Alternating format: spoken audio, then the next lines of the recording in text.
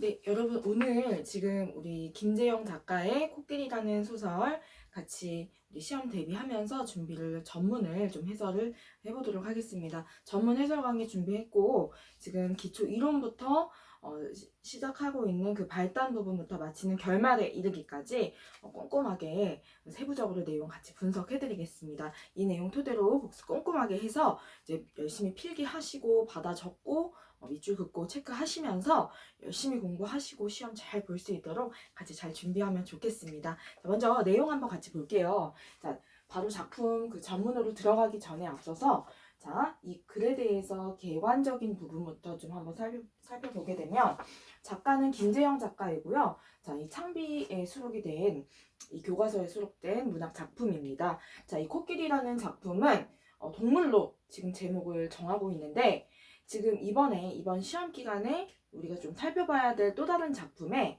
그렇습니까 기린입니다 라는 그 박민규 작가의 소설을 같이 보고 있습니다. 공통적으로 다 일단 서술자가 어린아이예요. 그 아들이라 하는 아이의 그 시각으로 그 서술을 하고 있고요. 물론 연령은 조금 차이가 있죠. 그리고 공통적으로 제목에 지금 동물이 등장을 해요. 그것도 우리가 흔히 가정에서 키우는 그런 동물은 아니에요. 다만 이 동물이 그럼 의미하는 그 상징적인 의미가 무엇일까를 생각을 해봐야 되는데 같이 한번 내용 좀 보겠습니다. 이 작품은 일단 분량이 좀 짧은 단편 소설이고요. 또 최근에 작성이 된 현대 소설입니다. 자, 현대 소설이기 때문에 현대 사회의 그 문제점들을 여실히 보여주기 때문에 굉장히 사실적으로 이 현대 사회가 안고 있는 문제점을 고발하고 있다. 그렇기 때문에 현실 비판적이다. 즉 뭐다? 우리 현대 사회가 안고 있는 여러 문제점이 있어요. 현대 사회의 어떤 문제점? 자, 문제점. 그런데 중요한 건 어떤 문제점인지 그걸 포커스를 잡아야 되는데 이 소설에서 말하고자 하는 이 문제점이라 할 것 같으면 바로 다문화 이 가정의 다문화 가정 혹은 이 다문화 사회에 우리 이 한국인들의 그 보고 싶지 않은 민낯이랄까요? 그 부정적인 부분들을 여실히 보여주고 있는 그런 소설이다 라고 생각을 해주시면 되겠습니다. 그러다 보니 굉장히 리얼리틱하게 사실적이면서도 현실에 대해서 꼬집어주고 있는 그 비판적인 우리의 반성을 유발하고 있는 그 비판적인 성격을 지니고 있습니다. 제대로 체크 한번 해보죠. 그냥 암기할 것이 아니라 왜 사실적이고 왜 현실 비판적인지 그 부분을 생각을 해봐야 됩니다. 나아가서 이제 소설에 항상 중요한 것은 서사갈래입니다. 서사갈래. 자, 서사갈래라고 하는 것은 자, 이야기가 있지만 어떤 일정한 흐름이 있다고 말씀을 드렸어요. 그러면 공간과 시간의 흐름을 발판 삼아서 이야기가 전개가 되는 그런 서사갈래이기에 이 배경 판단은 정말 많은 이 작품을 이해하는 이 지름길이라고 할까요? 너무 많이 중요하죠. 시험에도 반드시 나올 것이고요. 기본 중에 기본입니다. 작가와 제목 숙지하는 것처럼 기본적인 그런 사항인데요. 자, 먼저 이 시간적인 배경은 1990년대를 배경으로 하고 있고 이제 이때부터 코리안 드림을 안고 우리나라에 많은 이주 노동자들이 입국을 해서 지금도 많이 계시죠. 또한 공간적인 배경 잘 한번 기억을 해보죠. 특히 이 작품의 경우에는 공간적인 배경, 이 공간적 배경의 특징이 굉장히 시험에 출제 포인트이기 때문에 여러분 잘 짚어주셔야 돼요. 자, 공간적인 배경은 일산, 경기도 일산 식사동이라는 이거 동 이름 맞아요. 뭐 청담동, 신사동 이런 동 이름이 맞고요.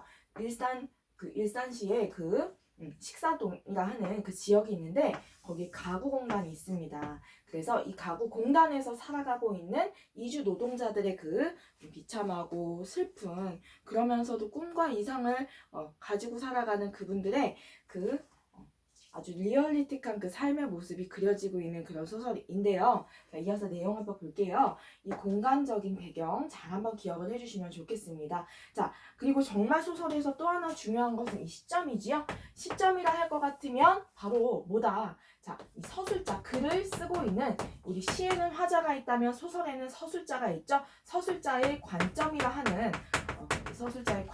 하는 시점은 무엇일까? 자, 바로 1인칭이다. 1인칭이면 여러분 기억하셔야 될 게 바로 뭐다? 작품 속에 지금 나오고 있는 등장인물이 기록을 하고 있다. 즉, 서술자는 누구다?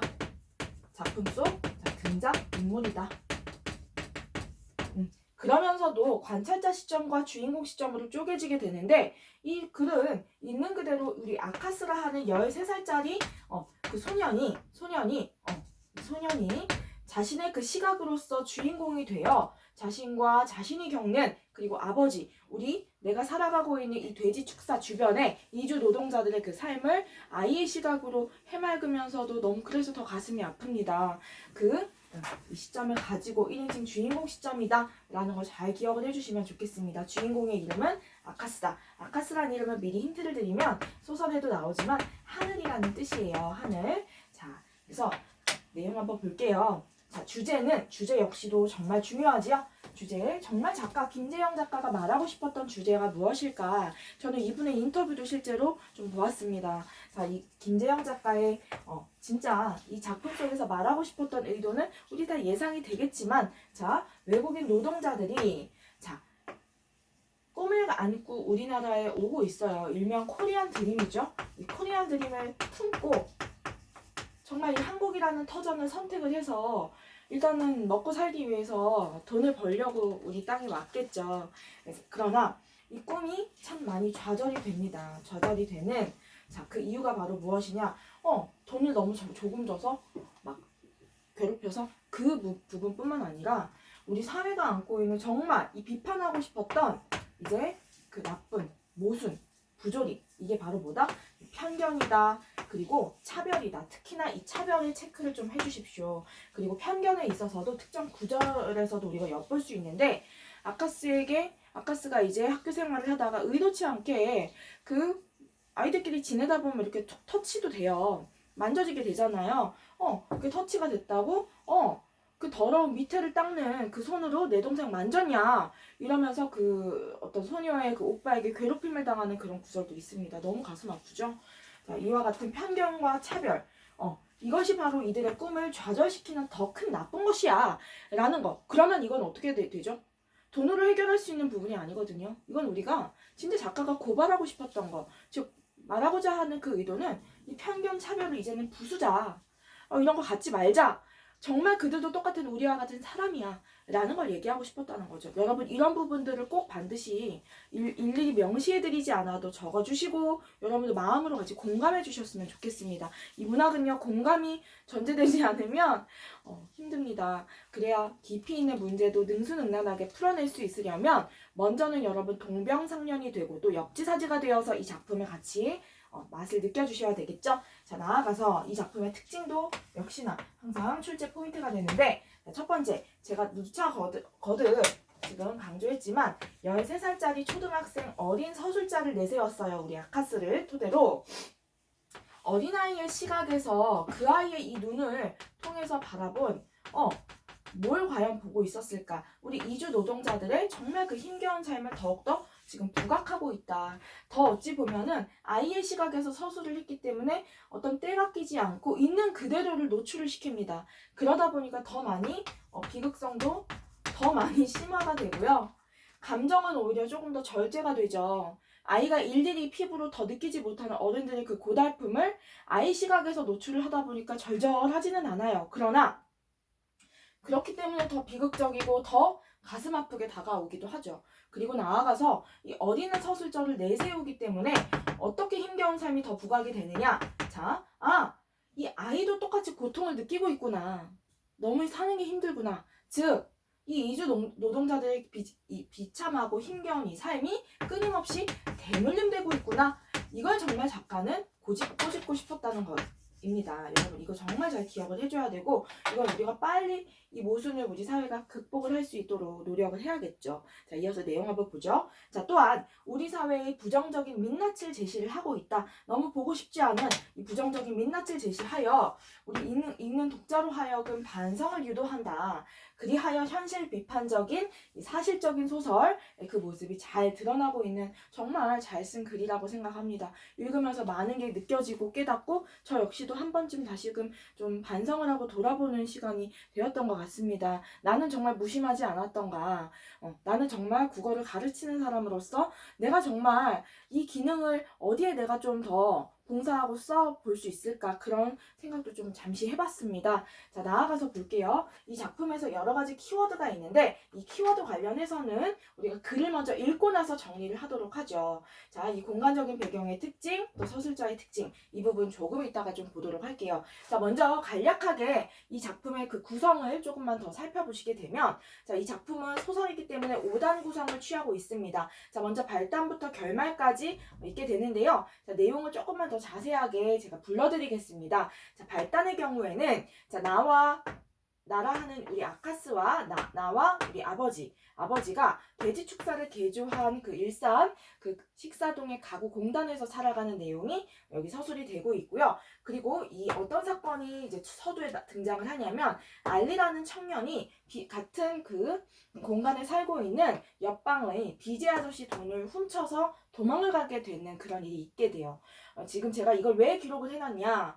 은근히 절도 사건이 많이 일어납니다. 자, 거기에도 좀 유심히 볼 필요가 있겠죠. 나아가서 전개에서는, 자, 우리 아카스가 너무 이 지독한 그 괴롭힘에 시달려서 탈색제를 물에 풀어서 계속적으로 그것으로 세수를 하고 머리를 감는 그런 장면이 나와요. 그걸로 아버지한테 두들겨 맞죠.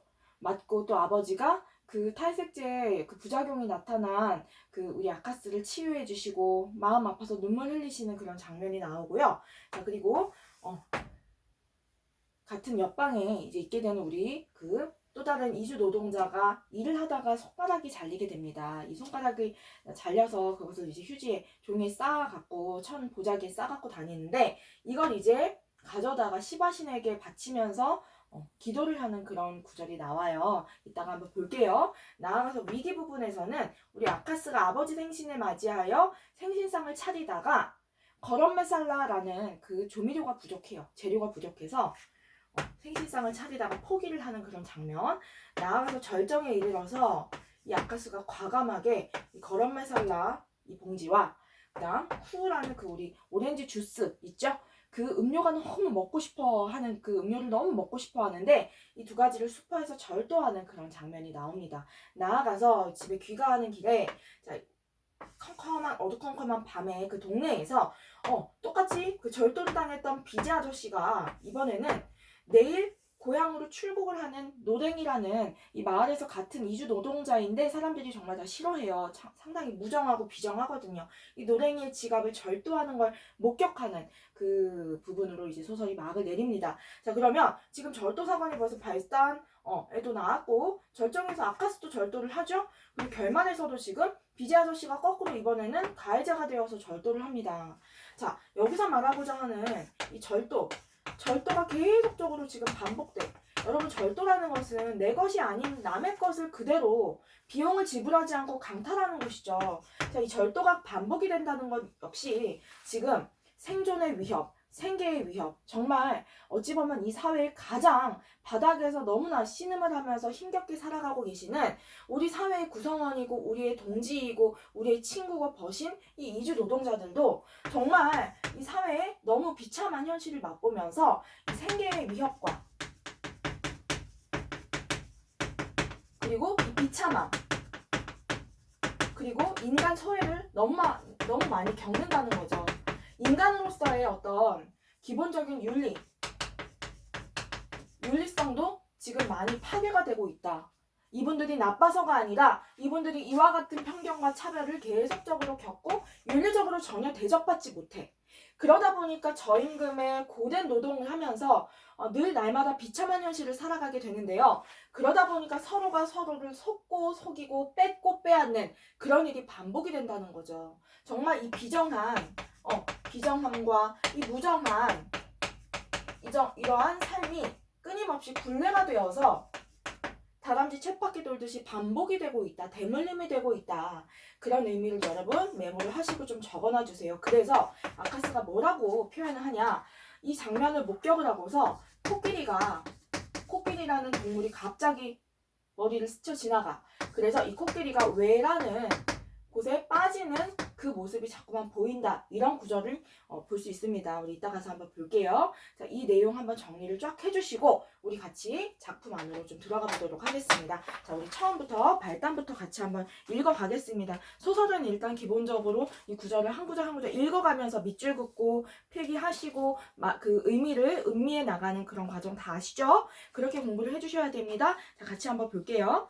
자, 시작부터 갈게요. 자, 4월이 되자 4월 동그라미, 죄송합니다. 10월이네요. 10월 동그라미, 10월 동그라미, 10월은 일단 계절적 배경, 가을이 됐죠? 자, 가을이라고 쓰시고 계절적 배경. 자, 10월이 되자 아버지 동그라미. 자, 소설에서 이 서사갈래를 공부를 할 때 핵심은 항상 인물 나오면 뭐 해라. 늘 동그라미 치라고 말씀드렸습니다. 누가 나오든 자, 동그라미 쳐야 돼요.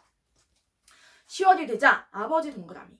아버지는 나라는 서술자의 아버지야. 아버지는 한 길로 향한 즉 한 방향으로 향한 창문에 퍼체우라라는 그 네팔 남자들이 입는 기다란 천이거든요. 이 천을 펼쳤다. 틀이 일그러진 바라지창 틈새로 스며드는 밤 안개에 아버지가 심하게 기침을 한 다음 날이었다. 그러면 아버지 심하게 기침 밑줄 쫙 치시고 지금 아버지 몸 상태 별로 좋지 못하다는 거 알 수 있죠? 아버지 컨디션 전혀 좋지 않아. 자, 이제부터 볼게요. 자, 지난 여름부터 꺽쇠 치세요. 지난 여름부터 꺽쇠 시작한다. 지난 여름 꺽쇠 이렇게 시작을 해서 지난 여름이라는 거 동그라미 치고 지금 10월인데 지난 여름 얘기하는 거니까 뭐야? 과거 회상 맞지요? 과거 회상. 자, 과거 회상. 이렇게 적어놓고 자, 지난 여름 장판 밑에서 시작된 곰팡이는 곰팡이 세모. 자, 곰팡이가 핀다는 건 환경이 썩 좋지 못하다. 아주 안 좋다. 자, 열악한 환경에 대한 사실적 묘사라고 적어놓을게요. 아주 열악한 환경에 대해서 어떻게 사실적으로 묘사하고 있어. 그래서 굉장히 사실적인 소설이다 라고 적어놓자. 자, 이어서 볼게요. 이 곰팡이는 방바닥에 놓인 세간과 살림살이와 벽에 걸린 옷가지로 번져나가더니 기어코 아버지의 폐와 내 종아리까지 점령을 했다. 네, 여기까지 꺽쇠 닫아주시고 이 내용 적어주세요. 아주 열악한 환경에 지금 노출되어 있는 아카스를 비롯한 이주 노동자들의 그 삶을 우리가 엿볼 수 있겠죠. 돼지 축사를 개조한 그런 방에서 돼지 축사라는 건 동물의 거처잖아요. 거기에 개조를 해서 사람이 살고 있다는 것부터가 너무나 비인간적이고 너무나 인간이 지금 소외당하고 있는 그런 비참한 현실, 열악한 환경이라는 거 알 수 있습니다. 자, 볼게요. 아버지는 기침을 해댔고 역시나 컨디션 좋지 못해. 나는 종아리를 긁어댔다. 자, 우리는 슬레이트 지붕 위로 무섭게 쏟아지는 빗소리를 들으며 창문 반대편에 걸린 달력사진을 바라보는 것으로 지루한 여름을 견뎠는데 여러분 이 달력사진에다가 일단은 네모를 좀 쳐주세요. 이 달력사진은 히말라야 그 산이 그려진 그 달력이거든요. 자, 이 달력에 대한 의미도 이따가 정리해드릴게요. 자, 이걸 보면서 일단 버티고 있었대. 그럼 이 달력이 의미하는 거 이따 한번 체크해봐야겠죠? 이어서 볼게요.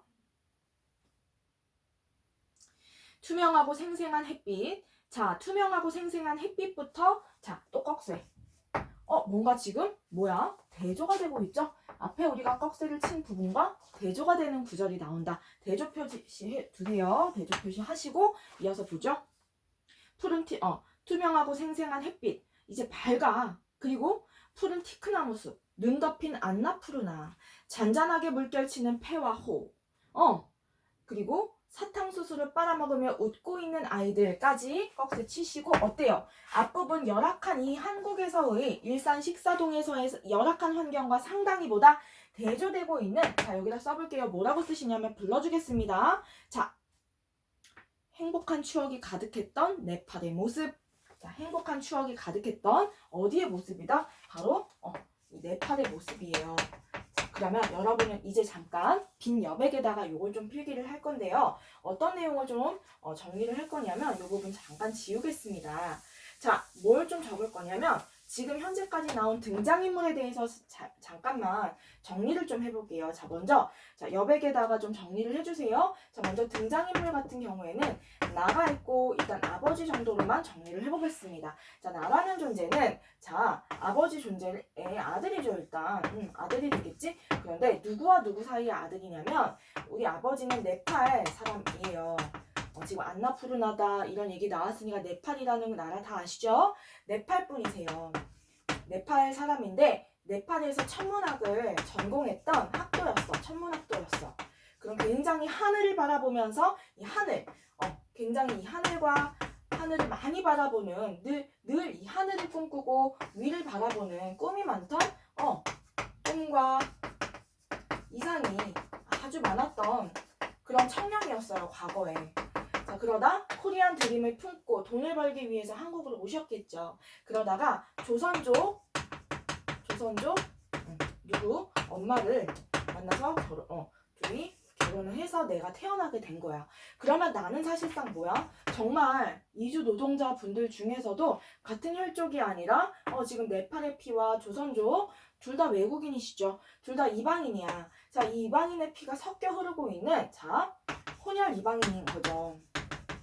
그런데다가 나라는 존재는 어때? 자, 먼저 아버지는 꿈 많던 이상이 많았던 이런 청년이지만 이 꿈과 이상이 전부 다 뭐다? 지금 좌절이 된 하층 노동자, 우리 사회 하층을 담당하고 있는 이주 노동자 신세로 뭐가 되었다? 자, 전락이 되었다. 이렇게 적어 놓으세요. 자, 엄마는 그러면 어떻게? 엄마는 결국에 이 궁핍한 삶을 견디지 못하고 자, 이 궁핍했던 삶 견디지 못하시고 어떻게 했어? 가출하셨어요. 도망가신 상태야. 지금 그러면 엄마 같이 살지 않고 있죠? 엄마 같이 살지 않고 있어. 이별을 한 상태야. 그러다 보니까 나는 어때? 늘 항상 이 그리움이 있겠죠? 나아가서 나는 한국 태생이야. 한국 태생인데 나의 출신 피가 어때? 네팔의 피와 조선족 엄마의 피가 섞여 흐르는 이방인이라는 거죠. 외국인이에요. 그런데다가 네팔은 대사관이 한국에 없어서 제대로 된 출생신고조차 하지 못해. 출생신고 전혀 지금 되지 않아서 너무 많은 열악한 환경에 놓여있는 그런 가슴 아픈 지금 환경에 처해 있는 아이입니다. 이어서 볼게요. 그리고 한참 엄마 아빠 사랑 필요할 때 아빠도 고된 노동에 시달리실 거고 생계도 막막하고 어렵고 그런데도 엄마 곁에 없어. 너무 가엾죠. 너무 마음 아픈 그런 현실을 보여줄 수 있는 그런 서술자라고 생각을 해요. 이어서 볼게요.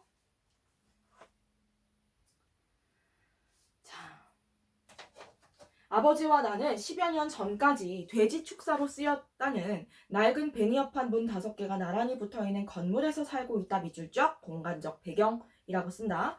쪽마루도 없고 자, 이제부터 그 돼지 축사 이 공간적 배경의 특징이 나오죠. 돼지 축사로 쓰였는데 쪽마루도 없고 처마마저 참새꼬리처럼 짧아. 아침이면 이슬에 젖은 신발을 신고 학교에 가야 돼. 며칠 전 주인 아주머니는 누런 갱지에 빈 방 있음이라고 써 사무실 문짝에 붙여놓았다. 그 방 앞을 지나던 나는 열린 문틈으로 안을 들여다보았는데 벽에는 얼룩, 곰팡이, 낙서가 가득했다. 밑줄 쫙. 또 들뜬 황갈색 비닐 장판 위로는 뽀얀 먼지 밑줄 살얼음처럼 많이 잔뜩 깔려 있었어. 자, 비스듬하게 세워진 낡은 캐비넷 뒤쪽 벽에는 쥐가 들락거릴 정도의 작고 새까만 구멍까지 뚫려 있었고 구멍 주위에는 자잘한 시멘트 가루와 흙덩이가 흩어져 있어.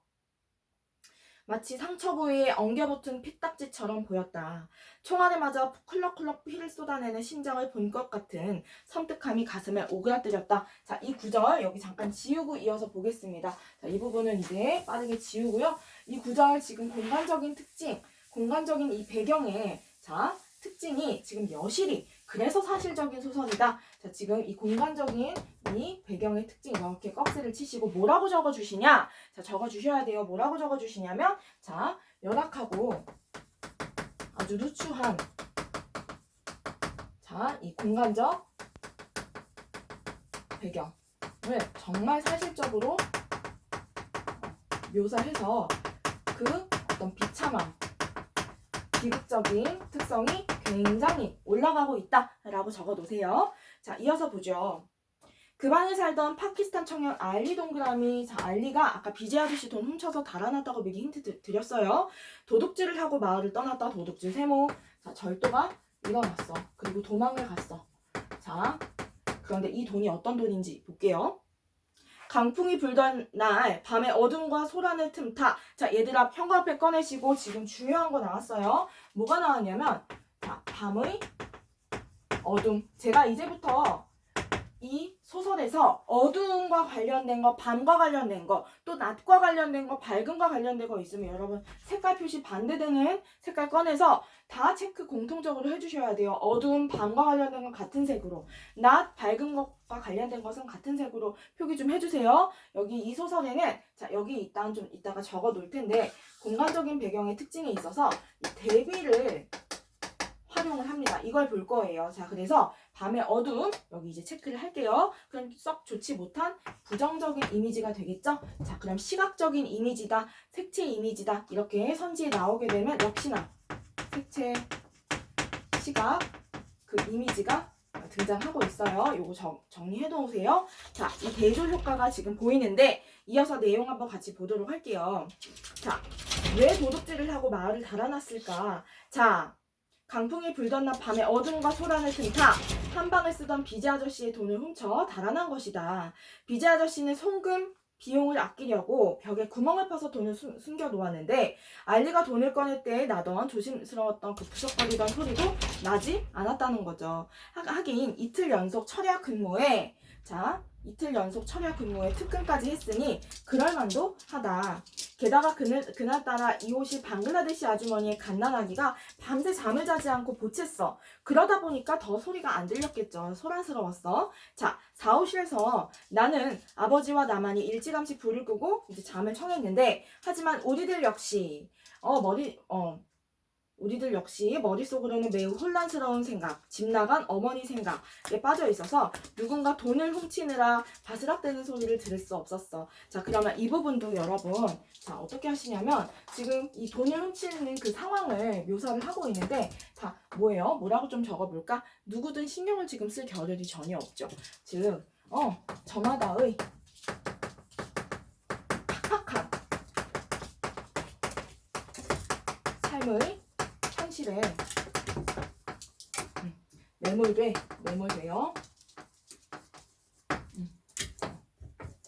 알리의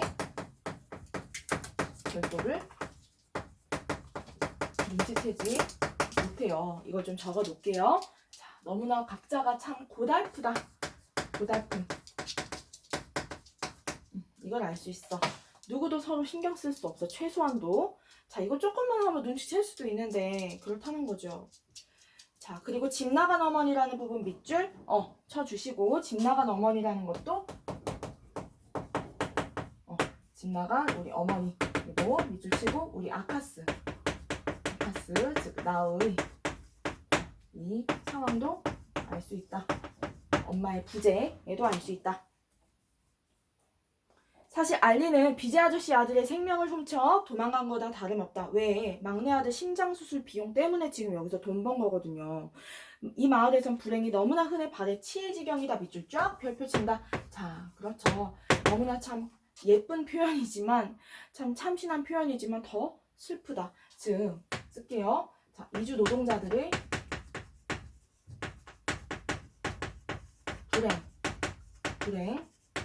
불행 사건, 사고의 일상화 이렇게 적어 놓을게요.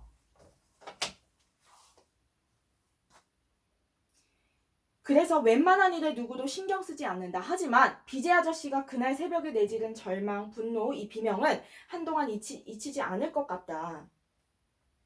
감나무 꼭대기에 매달린 까치밥이 붉은 속을 뚝뚝 떨어뜨려야 겨울을 날 수 있는 것처럼 자, 정말로 비제 아저씨의 극한의 그 좌절을 우리가 느껴볼 수 있겠죠. 자, 이어서 볼게요. 너무 다양한 삶을 보아버린 13살 내 머릿속, 자, 나라는 표현 13살 내 머릿속 동그라미 치시고 자, 내라는 표현이 나왔으니 역시나 1인칭이고 주인공이고 시점 파악할 수 있으면서도 정보도 나온다. 13살 소년이야. 아직 어려.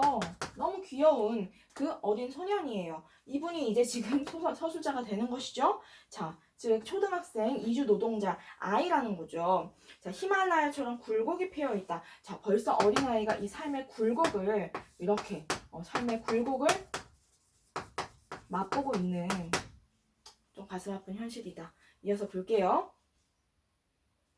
세계 지도 속의 히말라야는 사실 손가락 한 마디 크기인데 히말라야는 지도로 그릴 수 없는 땅이라고 아버지는 말했다. 깊게 주름진 계곡, 높은 설산은 세상 전체를 한 바퀴 도는 것보다 더 길 거라며 학교 과학실에서 본 외모형을 떠올리니 쉽게 이해가 갔다. 사람도 어려서 다양한 경험을 하면 뇌가 심하게 주름진다니 내 나이도 빠르게 늘어나고 있을 것이다. 자, 그만큼 뭐야? 나 역시도 삶이 절대로 녹록지 못해. 녹록지 않아 라는 걸 알 수 있다. 어린데도 불구하고. 사무실이 빠지는 대로 비지 아저씨는 돈이 지금 훔쳐졌어. 서로 너무 열악하죠. 우리 방으로 같이 방을 지금 합치기로 했어. 왜냐면 나오죠? 방세를 아낄 수 있어. 그 조그마한 방에 남자 셋이서 사는 거예요. 극빈의 그 삶을 알 수 있죠. 아버지는 집 나간 엄마를 기다리지 않기로 결심한 걸까? 아저씨를 들이니까. 하긴 엄마는 조선족이니까. 자, 조선족 동그라미. 자, 엄마에 대한 정보는 조선족이야. 그러면 사실 엄마도 똑같은 이방인이야. 엄연히 국적상 이분들이 한국인은 아닌 걸로 될 거예요. 그러다 보니까 다만 이방인 중에서 조금 다르다는 거죠. 일단 외모적으로 큰 차이가 없어. 우리 같은 민족이었기 때문에. 그리고 언어적으로도 의사소통이 되잖아요. 언어 외모와 그 의사소통이라고 할까요? 의사소통이 조금은 더 형편이 낫다는 얘기죠. 자, 적어도 자신에게 수치를 주고 학대하려 드는 사람에게 한국말로 대꾸는 할 수 있어. 그만 때리세요, 왜 욕해요, 돈 주세요 따위 말고도. 자, 그러면 그만 때리세요, 왜 욕해요, 돈 주세요 따위 밑줄 쫙 치시고. 이게 바로 뭐야? 이주 노동자들의 그 어눌한, 정말 기껏해야 할 수 있는 항변이에요. 정말 너무나 이주 노동자가 최대치로 할 수 있는 그 어떤 항변, 이 항변이에요. 그리고 이 내용을 들어보니까 얻어맞고 돈 뜯기고 굉장히 지금 극심한 고통 가운데 노출되어 있다는 거 알 수 있다. 비인간적인 대우라고도 적어 놓을 수 있겠죠.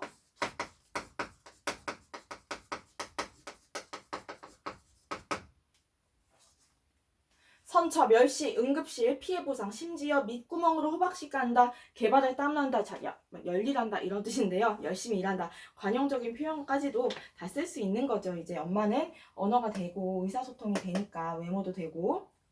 잠에서 깨어나니 로티 굽는 냄새가 방 안에 가득하다. 방문 쪽으로 돌아앉아 밀가루 반죽을 방망이로 밀어대는 아버지 등과 어깨는 물결처럼 출렁인다. 내 발집게 버너 위에 오려진 주전자에선 버터차 치아가 쇠쇠 가쁜 숨소리를 낸다. 그러고 보니 오늘 아버지 40번째 생일이야. 아빠는 이제 그러면 과거 이 청년에서 이제 40대의 남성, 중년으로 접어들게 된 거죠. 자, 이제 아빠의 오늘 아버지의 생신 동그라미 아버지 생신이야. 좀 전까지 몰랐는데 달력에 동그라미가 쳐진 걸 보니 분명히 그래. 해마다 가을 아빠는 TR 축제를 마치고 네팔의 추석이에요. 생일날 아침 고향을 떠나온 이야기를 입버릇처럼 되풀이했는데, 자, 이제 색채 이미지 반대되는 거 표시하시고. 자, 뭐야? 네팔의 여름 햇빛. 그럼 어때? 밤의 어둠과 다르게 여름 햇빛이라는 것은 환하고 밝죠? 자, 여기가 지금 좀 부정적인 이미지라면, 자, 요렇게. 자, 그러면 이 부분은 어때요? 지금 플러스적인 이미지면서 자, 동그라미 이렇게 쳐놓을 수 있겠죠? 자, 볼게요. 네팔에 여름 햇빛은 정수리로 내려오고, 자, 또 뭐 가을 햇빛, 가을 햇빛도 같은 이미지죠? 가슴에 와닿지. 내가 그곳을 떠난 건 성긴 햇살이 비스듬히 내려와 심장에 꽂히는 가을이었다. 심장이 사납게 뛰는 26 동그라미. 26살에 이 청년의 나이대에 온 거예요. 자, 이 26살의 아빠는 아까도 말씀드렸지만 천문학도였고 꿈과 이상이 참 많았던 그런 청년이었다는 걸 알 수 있습니다. 이어서 한번 볼게요. 어쩌자고 동그라미를 그토록 크게 그려 넣었는지 모르겠다. 어차피 선물도 못할 텐데. 자, 아버지는 어린아이인 나한테까지 용돈을 줄 여유가 없어. 극빈의 삶이라는 거 알 수 있어요. 자, 검은 색연필로 여러 번 덧그린 커다란 원은 왜처럼 보인다. 자, 왜라는 것은 바로 무엇이냐? 자, 왜? 제가 아까 결말 부분에서 왜 코끼리가 빠졌다고 했는데, 자, 여기 보면은 왜라는 것은 왜? 네팔의 언어예요. 이거는 소용돌이란 뜻입니다.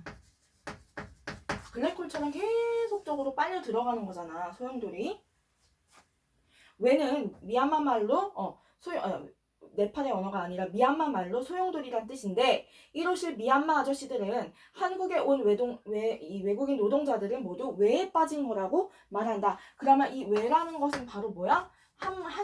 우리 1음절로 써라 했을 때 그 이주 노동자들의 비참한 현실을 1음절로 표현한 그 단어로 딱 적합하겠죠? 이주 노동자들의 이 비참한 삶을 가리키는 그런 단어가 될 수 있겠죠? 그렇게 적어 놓을게요.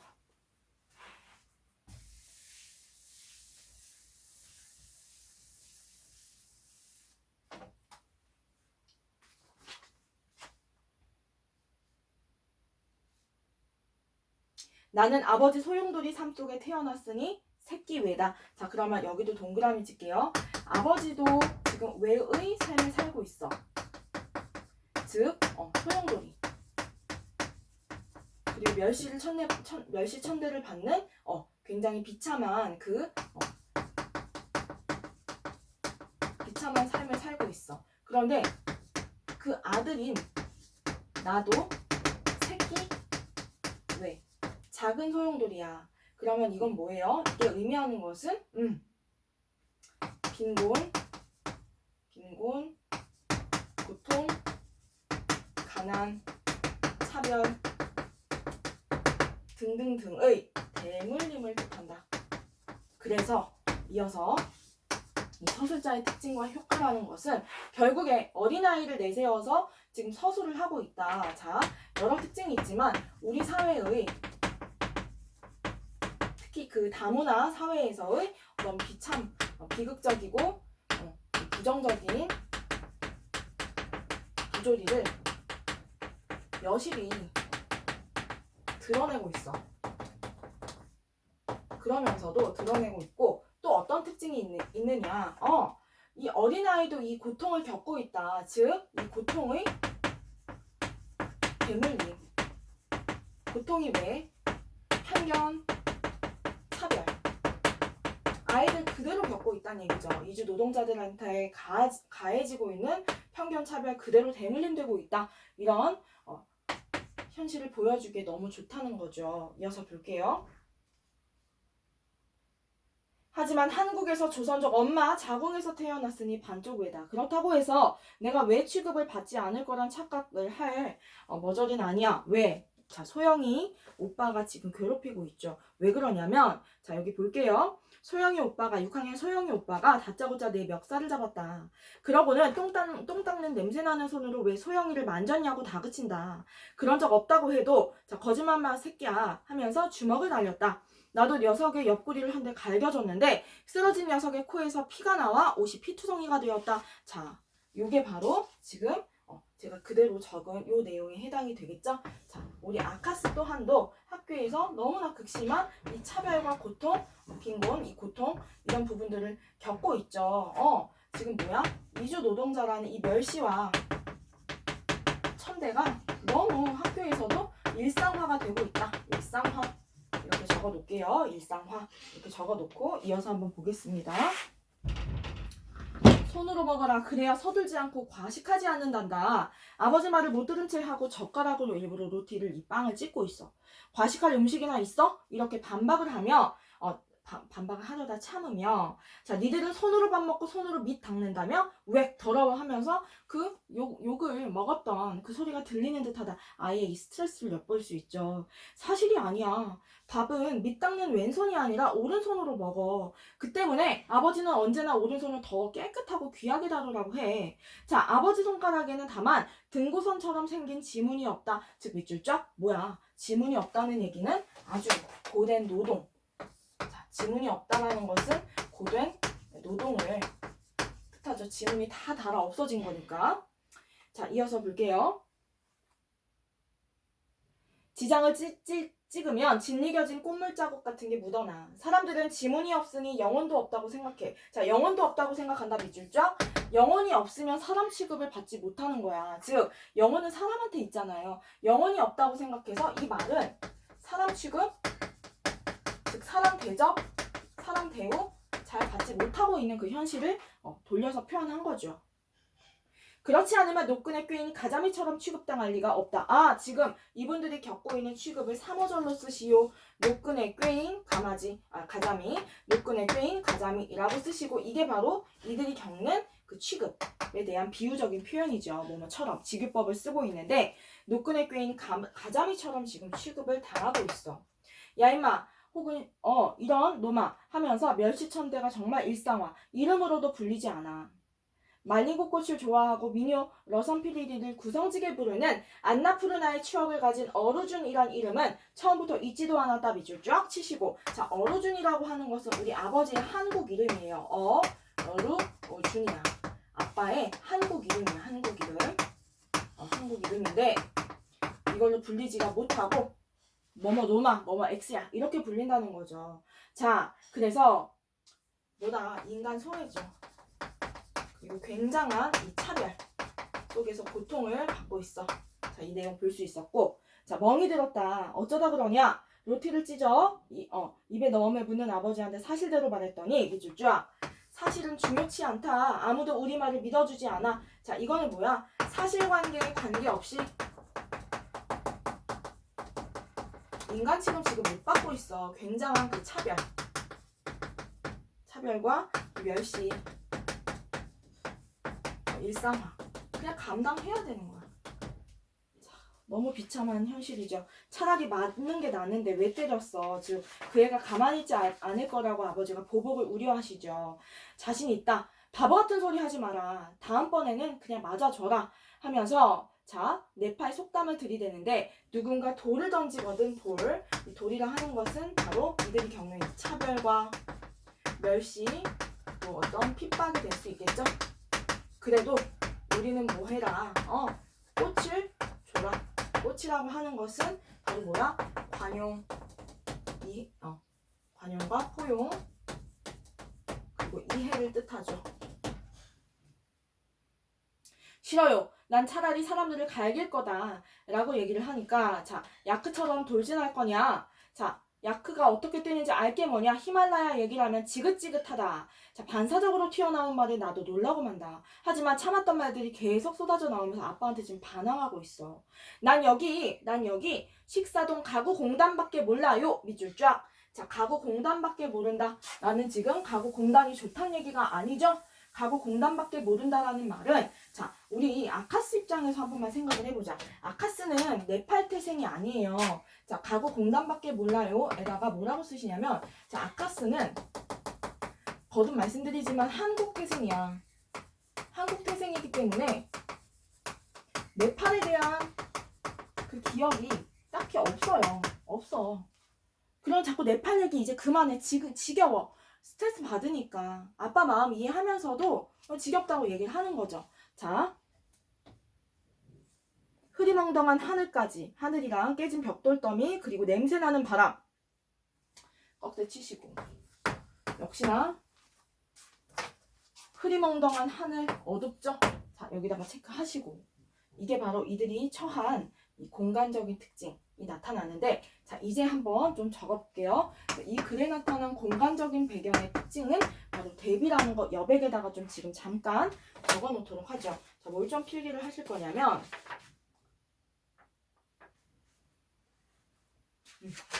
자, 이 소설에 등장하는 이 공간적 배경의 특징에 대해서 좀 여기다 정리를 해보겠습니다. 이 소설에 등장하는 자, 이 공간적 배경, 이 서술의 특징을 자, 볼 텐데 먼저 일단은 대비라고 좀 적어 놓을게요. 자, 적어 놓겠습니다. 어떻게 대비가 되냐면 자, 먼저 부정적인 이미지, 긍정적인 이미지가 대비가 되는데요. 자, 정리를 해볼게요. 먼저 부정적인 이미지로는 어떻게 볼 수 있냐면 이 돼지 축사, 자,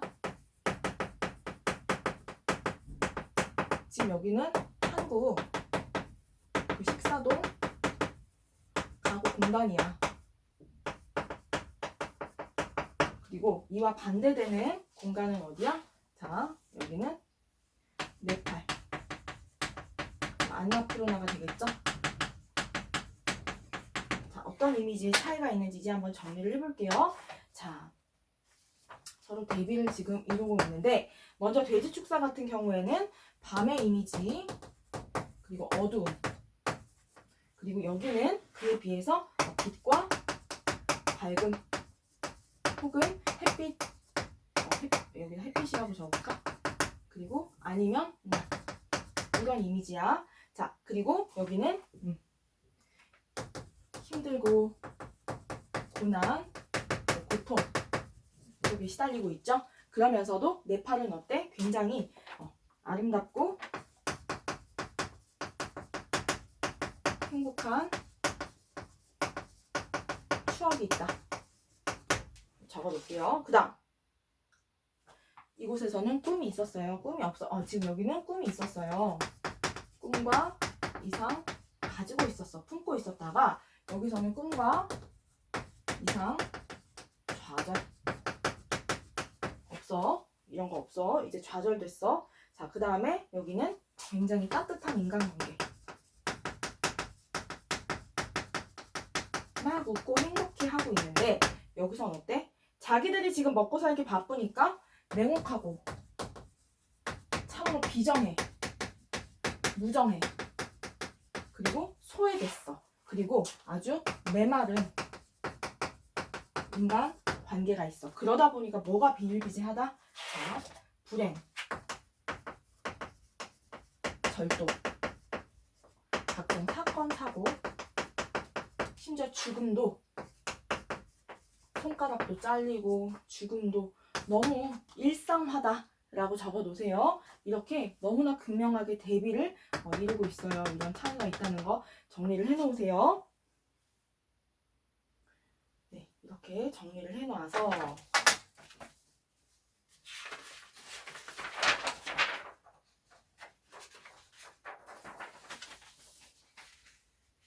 나한텐 이게 전부죠. 나한텐 이게 지금 전부야. 여기 하나 더 얹으면 뭐야? 집 나간 바람둥이 엄마까지. 입 닥치지 못해 하고 아빠가 빡 때려. 아버지는 거친 숨을 내쉬며 주먹을 쥔 지 부르르 떤다. 아빠도 너무 힘들겠죠.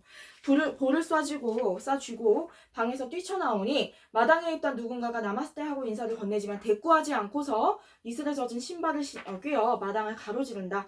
수도가에 떨어져 있던 감 하나가 발밑에서 으깨진다. 뱃속에서 울리는 꼬르륵 소리를 들으며 공장이 늘어선 그 골목으로 들어서게 된다. 자, 지금도 계속 이제 이런 부정적인 공간의 이미지가 계속 나오겠죠? 희뿌옇다. 칙칙한 작업복, 다 밑줄 치세요. 메마르고 갈라져 있다. 시멘트길. 또 사나운 짐승, 또 현기증. 자, 오늘처럼 학교에서 급식을 하지 않은 토요일엔 지금 오늘 토요일인가 봐. 그럼 주말인데도 즐거운 주말이 아니라 너무나 비참하고 슬픈 주말이다. 너무 마음 아프죠? 아침에 먹은 치아 한 잔으로는 오후까지 견디기 쉽지 않아. 배고픔, 굶주림이 일상화된 이런 비참한 현실이죠. 공장에서 나오는 시끄러운 소음, 다 밑줄 치세요. 페인트 냄새, 가구 공장의 옷 냄새가 빈속을 메스껍게 하는데 코를 움켜쥔 채 인력 구함 사채 뿐 빅토리아 관광 나이트 따위의 광고지가 덕지덕지 붙은 더러운 공장벽과 전봇대를 지난다. 염색 공장에서 나오는 새빨간 물이 도랑을 붉게 물들이며 흘러가는데 김이 모락모락 나는 게 갓 잡은 돼지피처럼 보인다. 헛구역질이 난다. 입에서는 씁쓸한 위액이 느껴진다. 내가 죽게 되면 아마 코부터 썩을 거다. 밑줄 쫙. 그만큼 너무나 맞기 힘든 이런 정말 아이가 감당하기에 너무 힘든 정말 열악한 환경에서 노출된 채 살아가고 있는 우리 서술자를 볼 수 있죠. 태어나서 지금껏 냄새 속에서 살았으니까 이걸 현단어로 우린 냄새라고 얘기할 수 있어. 기생충 영화에서도 결국에 냄새 때문에 송강호 배우가 그 이성균 배우를 죽이죠. 냄새 때문에 그 냄새라는 게 그들의 그 겉으로 흉내낼 수 없는 타고난 본연의 어떤 그 계급의 차이를 드러내주는 역할을 하잖아요, 냄새가. 그래서 그 다송이가 똑같은 냄새 난다 하는 게 결국에는 그 반지하 냄새라고 그 딸이 얘기를 하잖아요. 그런 것처럼 이 냄새가 주고 있는 그 많은 그 장치적인 효과가 좀 느껴지는 것 같아. 열악한 환경을 한 단어로 그냥 대변을 하고 있죠. 독한 화학약품 냄새들은 실핏줄을 타고 머릿속으로 들어가. 자, 머릿속으로 들어가 언젠가 나를 멍청하게 만들 것이다. 어차피 상관없다. 머리를 굴리면 굴릴수록 세상 살기 힘들어지니까. 언젠가 아버지는 말했다. 머리를 굴려 이 지옥에 떨어졌어. 다른 청년들처럼 산에서 염소를 기르고 들에서 농사일을 했더라면 강물에 몸을 씻고 집으로 돌아와 구수한 달, 밭의 냄새를 맡으며 신께 감사할 줄 알았다면. 자, 지옥이라는 단어에도 이렇게 적어보자. 지옥이라고 표시했어. 자, 이주민의 그 열악한 현실을 그대로 보여주고 있죠. 지옥, 냄새다. 이런 거 정리해놓자. 미래수퍼 앞에 다다르자 오렌지빛 음료수 쿠어 광고가 눈에 들어온다. 얼마나 먹고 싶겠어요. 이 아이의 시각에서 바라본 하나의 열망의 대상이지. 입안에 침이 돌며 울렁거림이 가라앉는다. 자, 바지 주머니를 흔들자 짤랑거리는 소리가 나는데 그래봤자 구슬, 병뚜껑, 종이조각, 녹슨 먼지, 아무짝에 쓸모없는 것들이야. 자, 멀리 알루미늄 공장 쪽에서 누가 걸어 나오는데 쿤 형이 나오죠. 이 쿤 형이 바로 그 잘린 손가락의 주인공이에요. 쿤 형 동그라미. 4년 전에 한국에 들어온 그는 나보다 12살이 위인 25인데 그러면 이자도 지금 청년이네. 그가 처음 마을에 왔을 때가 생각나. 자, 과거 회상 중이죠. 까만 배낭을 메고 방을 얻으러 다니던 쿤은 아버지를 만났는데 아버지 입에서 네 팔만이 나오니까 눈물을 흘린 거야. 바로 이게 뭐야? 일종의 동병상련. 고향 사람을 지금 만나게 됐죠. 또 고향에 대한 어떤 향수, 그리움도 느껴볼 수 있다. 아버지는 그가 몹시 힘들게 지낸 걸 금방 알고 자, 그의 얼굴 표정에서 산업 연수생 시절에 겪었던 어려움 그대로 드러났죠. 지하방에서 휴일도 없이 하루 16시간 일하다 한밤중에 창문으로 도망쳤다. 너무나 고된 노동이라는 걸 알 수 있죠. 그의 몸은 시퍼런 멍과 상처로 얼룩져 있었고 화덕처럼 뜨거웠어. 자, 쿤도 너무나 많은 고생을 겪고 있었다. 아버지는 네팔 민간요법 쌀소주로 그걸 이제 치유를 해주는 장면이 나오는데 자, 볼게요. 한 달에 50만 원을 벌어 반쯤 저축하겠다는 딱 3년만 참으면 된다는 순진한 믿음이라는 그 단락의 마지막 줄 밑줄 쫙. 이게 바로 이주 노동자들이 어찌 보면 현실을 버티는 그 속내죠. 정말 이 생각 하나로 지금 버티고 있는 거야. 자, 이어서 볼게요. 쿤은 지금 리바이스 청바지에 나이키 점퍼를 입고 그런데 다 짝퉁이야. 자, 근데 그는 외모를 잘 보세요. 어떤 외모를 지금 보이고 있냐면 자, 얼핏 보면 자, 이목구비가 뚜렷하고 피부가 하얀 아르레족이라서 머리를 노랗게 염색을 하면 얼핏 자, 미국 사람이다. 미국 사람. 자, 미국 사람의 동그라미. 미국 사람. 이제부터 똑같은 미국 사람도 지금 이방인이고 이주민이지만 어떤 대우를 받는지 잘 볼게요. 하긴 일부러 그렇게 보이려 염색을 했을 테지만 언제가 명동에 다녀온 그가 입술을 비틀며 말했다. 자, 여기서부터 밑줄을 좀 칠게요. 자, 여기는 좀 지우겠습니다. 요거는 자, 요것도 지우겠습니다.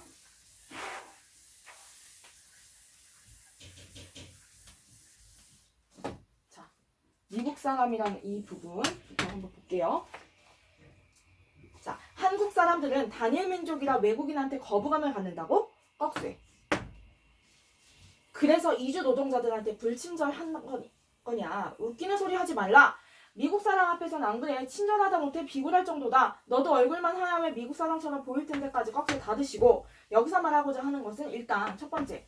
더는 차별받고 여기서 지금 말하고자 하는 거 자, 요거 내용 한번 다시 보면 자, 요거를 좀 적어보자. 자, 볼게요. 한국인의 자, 외국인에 대한 이중적 태도를 볼 수 있죠. 이중적, 차별적 태도. 외국인이라고 다 싫어하는 게 아니라 뭐야? 미국인에게는 호의, 긍정적인 비굴할 정도의 그런 태도를 보여주면서 유색인종들한테는 지금 이거는 지금 특정 유색인종을 겨냥한 거잖아.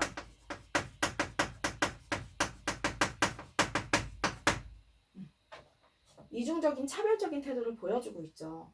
자, 그대로 나는 저녁마다 이 말을 듣고 나서 이제 드디어 나왔죠. 물에 뭘 풀기 시작했어? 자, 탈색제에다가 세모.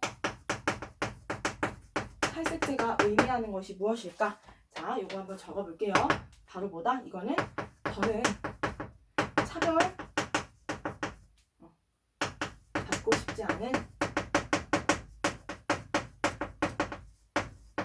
약간의 마음을 엿볼 수 있다. 그리고 이것은 바로 뭐다? 한국 사회의 일원이고 싶은 거야. 일원을 소망. 일원이 되고 싶다. 한 같은 존재가 되고 싶다는 그 소망이다. 저녁마다 그래서 물에 탈색제를 풀고 저녁이면 얼마나 하얘졌나 보려고 거울 앞에 달려갔다. 되게 위험한 일인데요. 푸른 새벽 공기 속에서 하얗게 각질이 일어난 내 얼굴을 볼 때면 가슴이 설레었고 내가 바라는 건 미국 사람처럼 되는 게 아니고 그냥 한국 사람만큼만 하얗게 아니 노랗게 되기를 바랬다. 진짜 우리 한국 사회의 일원이 되길 소망을 한 거죠. 여름숲의 벤처럼 가을 낙엽 밑에 나방처럼 나에게도 뭐 보호색이 필요했다. 이게 바로 뭐야? 탈색제가 바로 보호색. 나를 보호해 줄 수 있는 즉 보호받고 싶다는 그 열망이 표출이 된 거죠. 그리고 이것은 결국에 이런 표현을 한다는 건 아카스가 그만큼 이 상처를 크게 받고 있다라는 걸 알 수 있죠.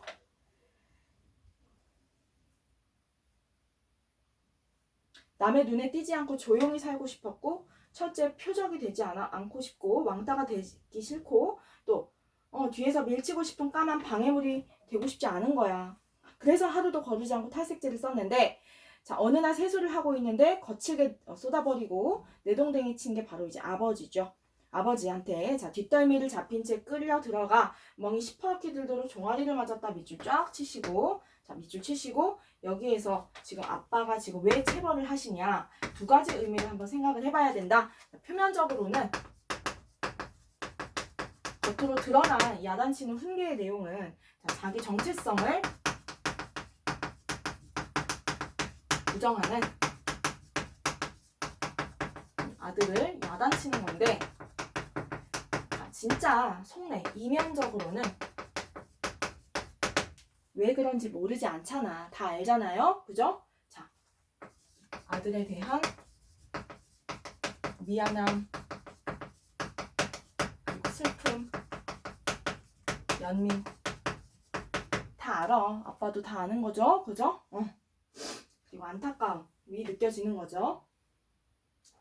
그래서 자, 오랜만에 술 냄새를 풍기며 자정이 다 되어 들어온 아버지는 누크 베이비 로션을 꺼내서 자 실핏줄이 보일 만큼 껍질이 벗겨진 내 얼굴에 로션 잔뜩 발라주고 투박하고 거친 손바닥으로 쓰다듬어 주시며 자 흐느끼기까지 하셨어요. 자 바로 밑줄 다 치시고 이게 바로 의미하는 것은 아버지의 부성애다. 뜨거운 그 부성애를 우리가 느껴볼 수 있겠죠. 아버지의 부성애. 왜? 아들의 상처를 다 공감하고 알고 있어. 왜? 아빠가 겪었으니까. 아빠가 다 알고 있어. 왜 몰라요? 자, 쿤이 작업복 점퍼 안쪽 주머니에 손을 넣고 걸어오는데 자, 이 쿤도 너무 고달프다. 자, 처음엔 뭔가 맛있는 걸 숨긴 거 아니야? 라고 의심을 하는데 자, 그걸 달라고 졸라대니까 자, 바로 뭐다?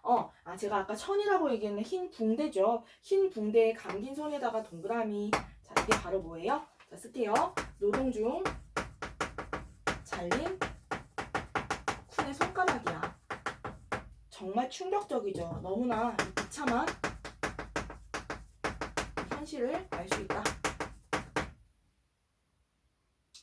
자, 흰 붕대에 감긴 손이 허공으로 불쑥 솟아오르는데 다행히 손가락 3개가 남았다. 자, 손가락이 4개가 남은 것도 아니고 3개가 남았다.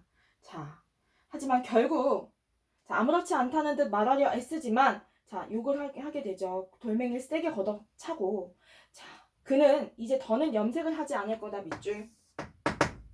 왜?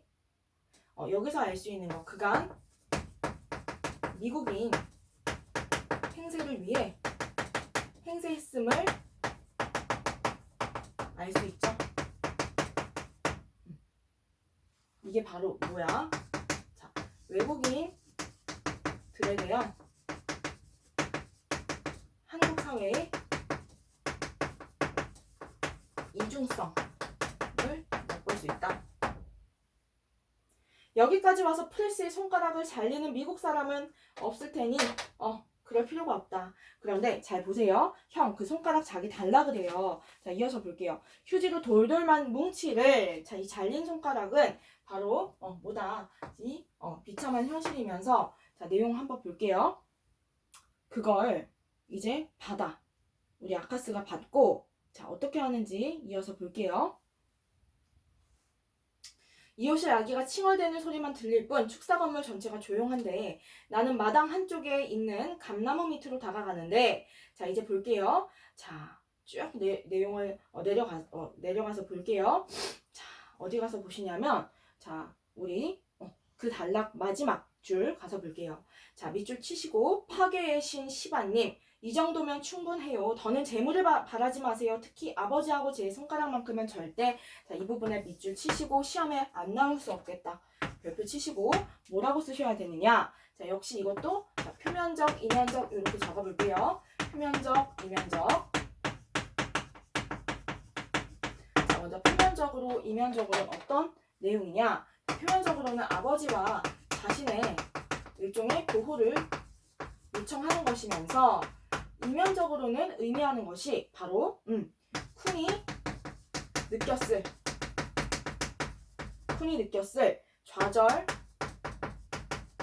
좌절과 이 절망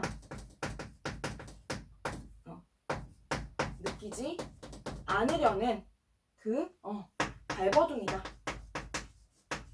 일종의 몸부림을 치는 거죠. 더 상처받고 싶지 않은 거야. 맹꽁이 자물통에 열쇠를 끼워 문을 여니 방안이 엉망이야. 냄비에는 어제 먹다 남긴 라면 부스러기가 애벌레처럼 떠있고. 자, 너무 이제 열악한 현실인데, 안녕. 창문에 매달린 코끼리는 여전히 말이 없다. 자, 창문에 매달린 코끼리를 볼게. 왜 창문에 코끼리를 매달아놨을까? 제목이 코끼리야. 코끼리. 창문에 매달린 코끼리 네모치시고, 코끼리가 의미하는 거 먼저 한번 적어 놓자. 자, 코끼리는 적어볼게요. 고향을 그리워하는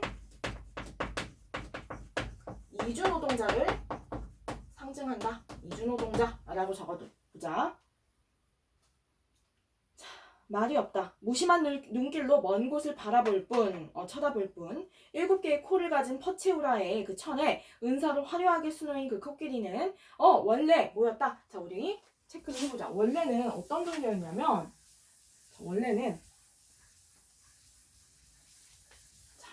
원래는 동그라미 길게 칠게요. 신들의 왕 인드라를 태우는, 원래 신들의 왕 인드라를 태우는 구름이었다. 자, 인드라가 하는 신들의 그 왕을 태우는 구름이었어요. 근데 뭘로 전락을 하게 되었냐? 바로 이어서 볼게요. 창조주 브라마가 3개의 알을 깨뜨리게 되었다. 자, 여기다 쓸게요. 자, 이유가 뭐냐면 일종의 환경 변화야. 그 환경 변화의 내용이 바로 뭐냐면, 자, 창조주 브라마가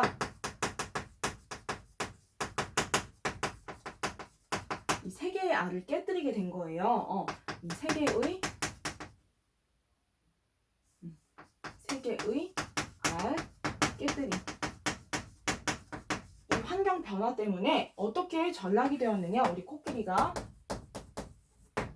비포 버전, 애프터 버전은, 자, 이어서 볼게요. 우주를 떠받치는 기둥이 되었다. 우주를 떠받치는 기둥에 길게 동그라미 치시고,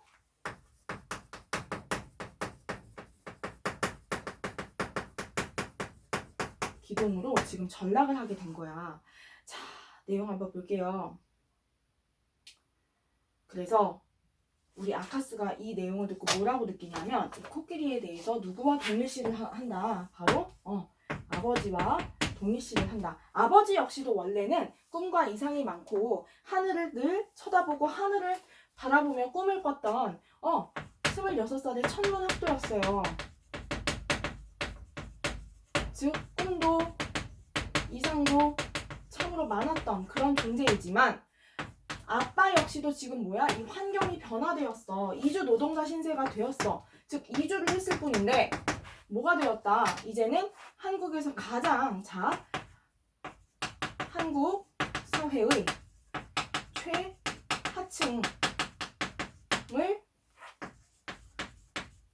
하층에서 떠받치는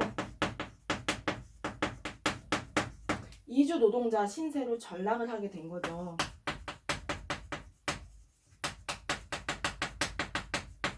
이렇게 된 거야. 그래서 아빠를 곧 코끼리라고 본 거예요. 그래서 제목은 바로 우리 이주 노동자의 현실을 이 코끼리라는 짐승으로 표현을 한 거죠. 이어서 볼게요. 문득 아빠가 코끼리처럼 엮여졌는데 구름보다 높은 히말라야에서 태어나 이곳 후미진 공장지대로 추락을 한 거죠. 자, 그래서 이 내용을 보고 어디선가 노랫소리가 들리는데 이웃일 토야 엄마의 노래야. 토야 엄마도 너무나 괴로운 그 삶을 살아가는데 이 토야 엄마의 노래를 듣고서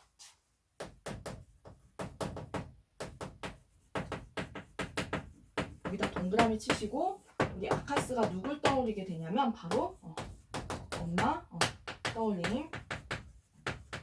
엄마에 대한 그리움을 표현하는데 내용 한번 볼게요. 엄마를 지금 회상을 한다. 갑자기 어머니 생각이 난다. 신김치, 미역국, 레몬 로션 냄새, 그리고 신비한 그 살내까지 엄마 냄새가 지금 떠올라. 지난 봄에 엄마가 남기고 간 냄새는 한동안 미풍에 언뜻 맡아줬는데 자 이제는 지독한 곰팡내가 지니 이별하고 자 여기다가 그 엄마의 이제 굉장한 이 비참한 현실을 살아가고 있는 우리 아카스의 그 삶을 알 수 있죠. 이어서 볼게요. 자 환기를 시키려고 자 퍼체우라를 젖히는데 문득 벽에 있는 이제 드디어 나왔다. 히말라야 달력 사진에 자, 네모 치시고 여기에 해당하는 의미를 한 3가지 정도 좀 정리를 해보겠습니다. 자 첫 번째는 자 여기에 일단 먼저 꺽쇠부터 칠까? 투명하고 생생한 햇빛, 자 푸른 티크나무 숲, 안나푸르나 잔잔하게 물결치는 폐화호, 사탕수수를 빨아먹으며 환하게 우는 아이들까지 다 지금 뭐야 이미지가 너무 밝고 경쾌하고 좋다. 자 아버지는 해마다 똑같은 달력을 사온다. 밑줄 쫙 치시고 자 밑줄 쫙 치시고 이게 의미하는 것은 바로 고향에 대한 네팔에 대한 그리움이 되겠죠. 향수죠. 향수. 자 그러면 이 달력 사진에 대한 의미를 조금만 정리를 해볼게요. 자 첫 번째는 현실과 대비되는 그런 공간이다. 현실과 대비되는 공간이고 두 번째는 자 아버지의 무의식적인 욕망과 어떤 꿈을 의미하죠. 그러면서도 현실의 그 현실의 결핍을 대리 충족을 해주는 그리고 현실을 견디게 하는 힘이 된다. 이렇게 정리해보죠. 자, 하지만 내 눈엔 오후빛을 받은 히말라야가 이제 금으로 씌운 어금니처럼 보여. 햇빛이 녹아내리기 직전에 노란 바닐라 아이스크림이거나 자 달력에서는 여전히 검고 굵은 동그라미가 소용돌이 치고 있다. 즉 밑줄 쫙 치시고 내 눈엔 오후빛을 받은 히말라야가 금으로 씌운 이 어금니처럼 보일 뿐이다. 밑줄을 쫙 치시고 정작 근데 이게 다 뭐야? 지금 내 눈에는 나는 달라.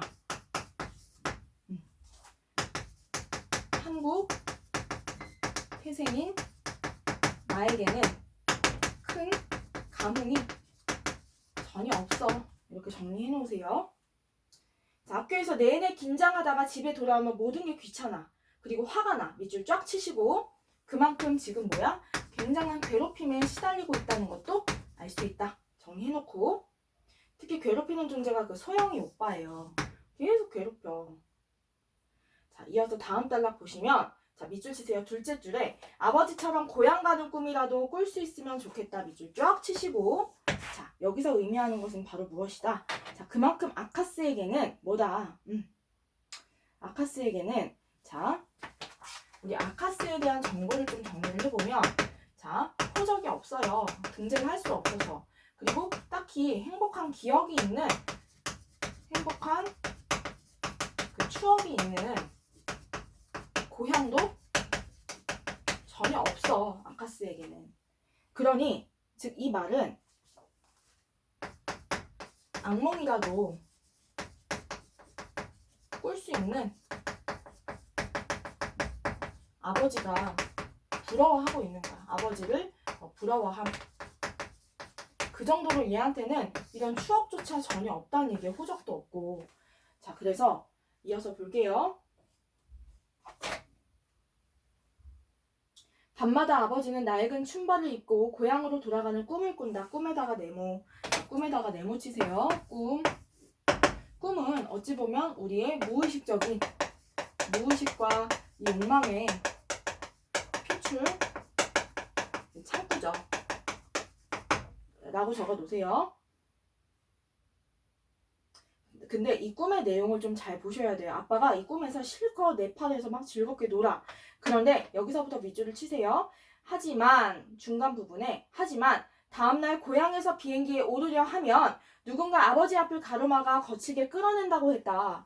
난 한국으로 돌아가야 돼. 거기 내 가족이 있어. 제발 보내줘. 일자리, 이웃, 내 청춘 다 두고 왔어. 라며 지금 아빠가 악몽에 시달리는데, 자, 꿈에 몸을 벌떡 일으키는 아버지가 사방을 둘러보고 꿈이라는 걸 알고 안도의 숨을 내쉬죠. 자, 여기까지 꺽쇠 치고 꺽쇠 닫으시고, 자, 뭐라고 쓰실지 내용 한번 정리를 해볼게요. 자, 이 꿈에 대한 내용을, 이 악몽에 대한 내용을 조금 정리를 해보면,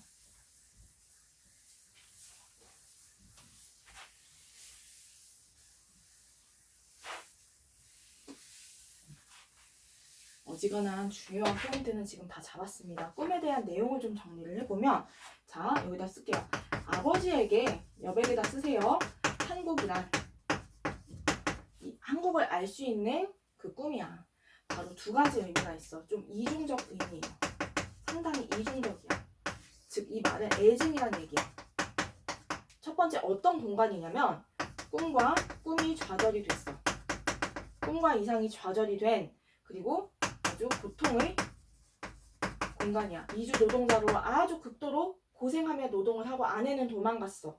그리고 내 아들은 괴롭힘을 당하고 있어. 그에 비해서 그러면서도 자, 이 꿈 중에 그러면서도 동시에 돌아갈 수 없다. 이 말은 깜짝 듣고 놀래요. 그러면서도 지금 여기는 뭐야? 여기에서는 자신의 모든 이 삶의 터전이고 인생의 전부야. 그러면 이런 이중적인 의미를 다 지니고 있다는 얘기예요. 이것도 맞고 이것도 맞아. 그 말은 이 아저씨가 이 아카스의 아빠가 사실상 뭐다? 네팔, 한국 모두 자기가 살 곳이 못 돼요. 마음 놓고 살 공간이 못 돼. 그렇지만 나보다는 낫겠지. 자, 이제 아카스의 발언을 보세요. 밑줄 치세요. 밑줄 별표. 그렇지만 나보단 낫다. 난 태어난 곳은 있지만 고향이 없다. 자, 별표 치시고 여기다가 세모 치시고 바로 뭐야? 우리 아카스는 어떤 존재다. 아카스는 그러면서도 혼혈이에요. 혼혈. 그리고 호적도 없어. 그래서 아카스에 대해서 뭐라고 쓰시냐면 자, 아카스는 진정 어디에도 소속되지 못해. 어디에도 소속되지 못한 그 바로 뭐다? 다문화 가정 아이들의 그 슬픔을 대변하는 그 기능을 하고 있습니다. 대변하는 그런 역할을 해주고 있다. 그래서 자신에 대해서 뭐라고 하냐면 이거 적어 놓으세요. 자, 자기 자신에 대해서 뭐라고 표현을 하냐. 자, 태어난 적은 있지만, 살아있지만, 살아는 있는데 등재가 안 되어 있어. 호적이 없어. 그래서 태어난 적이 없다. 이렇게 표현을 합니다. 자, 이어서 볼게요. 혼인신고도 못하고 호적도 없어. 네팔 대사관이 없어서 국적도 없어. 학교에서조차 청강생으로 지금 어거지로 다니고 있어. 즉 살아있지만 태어난 적 없는 아이 이렇게 밑줄 쫙 치시고 이게 바로 아카스의 처지다. 바로 다문화 가정 아이들의 슬픔을 대변 이런 아이들 되게 많이 있겠죠.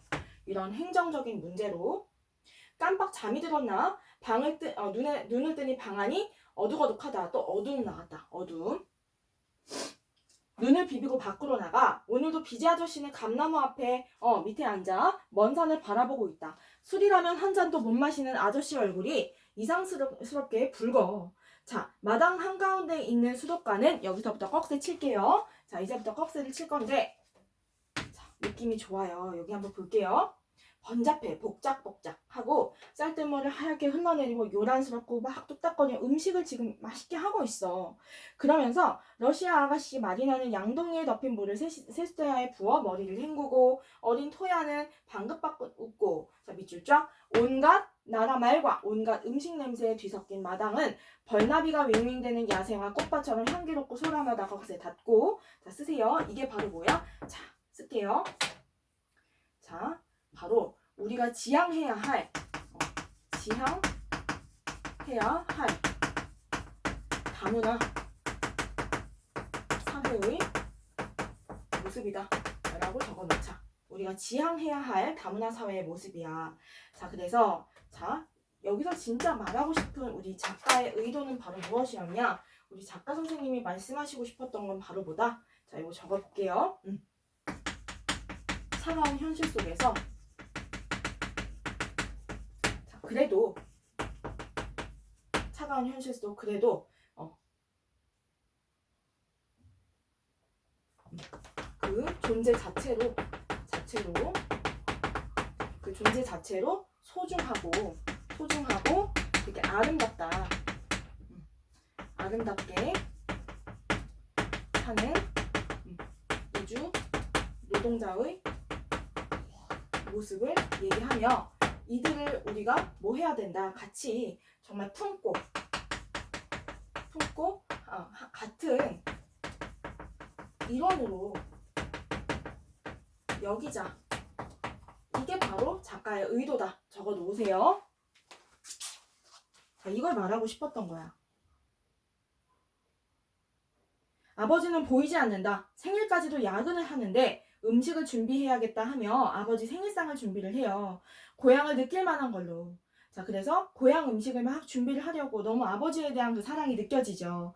자, 이어서 보는데 자, 어떤 일이 있냐면 거렁매 쌀라 가루가 든 봉지를 꺼내는데 구겨져 있어. 바닥에 남은 그 가루 한 날려. 그래서 재료가 없어서 결국에는 가스불을 꺼버리는 그 생일상을 포기를 합니다. 재료가 없어 생일상 차리기를 포기한다고 적어 놓으세요. 자, 이제 슈퍼로 가서 자, 미래 슈퍼에는 TV가 틀어져 있는데 자, 외국인을 강제 추방하겠다는 정부의 방침 밑줄 쫙 여기다 적어 놓을게요. 뭐라고 쓰시냐면 자, 불법 체류하는 외국인 강제 추방한다는 이 내용은 바로 뭐예요? 자, 이주 노동자들의 생존 위협 그 현실을 우리가 엿볼 수 있다 라고 적어 놓을게요. 그러나 너무 많이 듣다 보니 남의 일처럼 따분하게 느껴진다. 즉 이러한 것들이 거의 지금 일상화가 된 거야. 일상화 라고 적어 놓을게요. 슈퍼마켓 한편에 놓인 간이 탁자 주위엔 남자들이 둘러앉아 술을 마시고 있는데 바람이 이마를 건드리고 지나갈 때마다 소란스러운 말소리가 들려와. 한국어에다가 러시아어, 영어, 네팔어까지 뒤섞인 그 기묘한 말은 내 고막을 건드리는 순간 한국어로 바뀌어 머릿속으로 미끄러져 들어온다. 그 중에는 쿤도 앉아있다. 쿤이 나를 보고 손짓한다. 자, 여기까지 볼게요. 자, 여기까지만 잠시 보겠습니다. 이어서 다시 보도록 할게요.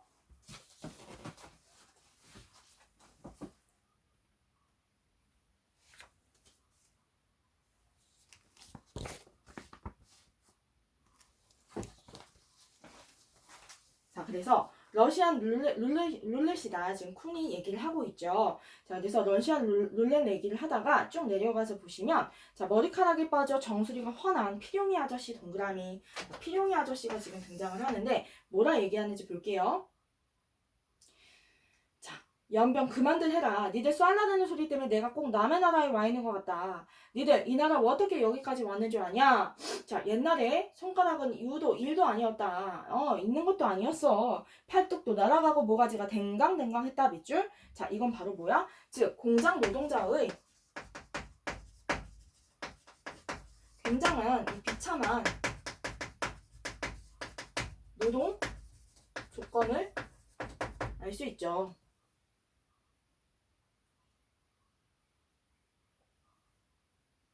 자, 그러다가 쭉 내려가서 뭐라고 얘기하냐면, 자, 비아냥대는 필용이 아저씨 말에 쿤이 시무룩한 표정을 짓자 이번에는 세르게니가 볼멘 소리로 대꾸를 한다. 우리 아무튼 돈도 좋지만 우린 사람 대우 그거 받고 싶다. 자, 사람 대우 그거 받고 싶어요 라는 부분에 밑줄을 한번 쳐보자. 사람 대우 받고 싶다. 자, 이 말은 사람 대우를 지금 받지 못하다는 얘기예요. 즉, 이 말은 기본적 대우도 절대 전혀 받지 못하는 최소한의 기본적인 대우를 받지 못한다는 걸 알 수 있습니다. 자, 이어서 쭉 내려가서 보시면, 자, 어느 부분에 가서 보시냐면, 이어서 쭉 내려가서 볼게요.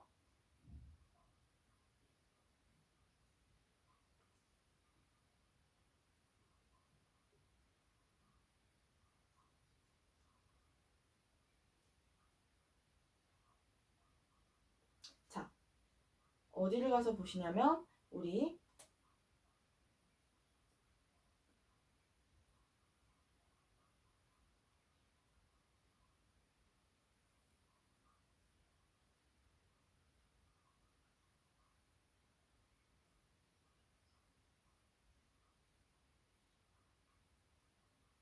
자, 우리 이제 프린트 8페이지에 자, 우리 이 주인공 아카스가 절도를 하는 장면이 나옵니다. 거기를 좀 가서 볼게요. 8쪽에 자, 프린트 8페이지를 보시면, 자, 1단락 지나서 나는 칫솔, 치약, 고무줄, 면장갑 따위 자파 진열대 앞을 지나 카운터 쪽으로 다가가는데 진열된 담배들 중에 하나 남은 네팔산 수리에를 면장갑 더미로 슬쩍 밀어 넣으며 뭐라고 얘기를 하냐면, 자, 뭐라고 얘기를 하냐? 자, 그러고 나서 큰 소리로 묻는다. 수리에는 없나요? 하고 묻습니다. 자, 언제나 뚱뚱하게 배에 앞치마를 두르고 있는 주인 아주머니가 쪽방에서 하품을 하며 나온다. 가짜 결혼을 해주고 네팔 외국인한테 매달 30만 원을 받는 아주머니는 배가 전보다 더 나왔다. 자, 그 위에 한번 보시면, 자,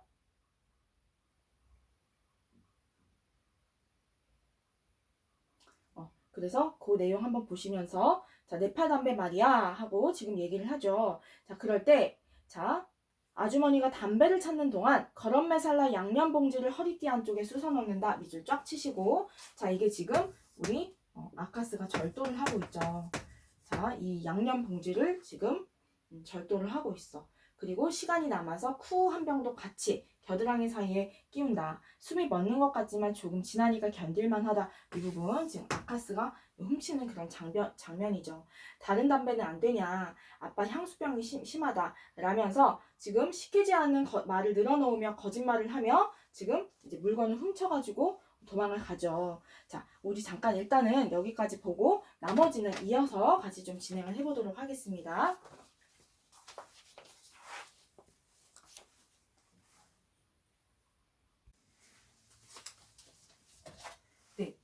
결국에는 지금 아버지의 향수병이 심하다는 그 핑계로 지금 슬그머니 지금 우리 아카스가 거런 메살라 한 봉지랑 또 그 쿠 한 병을 슬그머니 훔치는 그런 절도의 장면을 확인을 했습니다.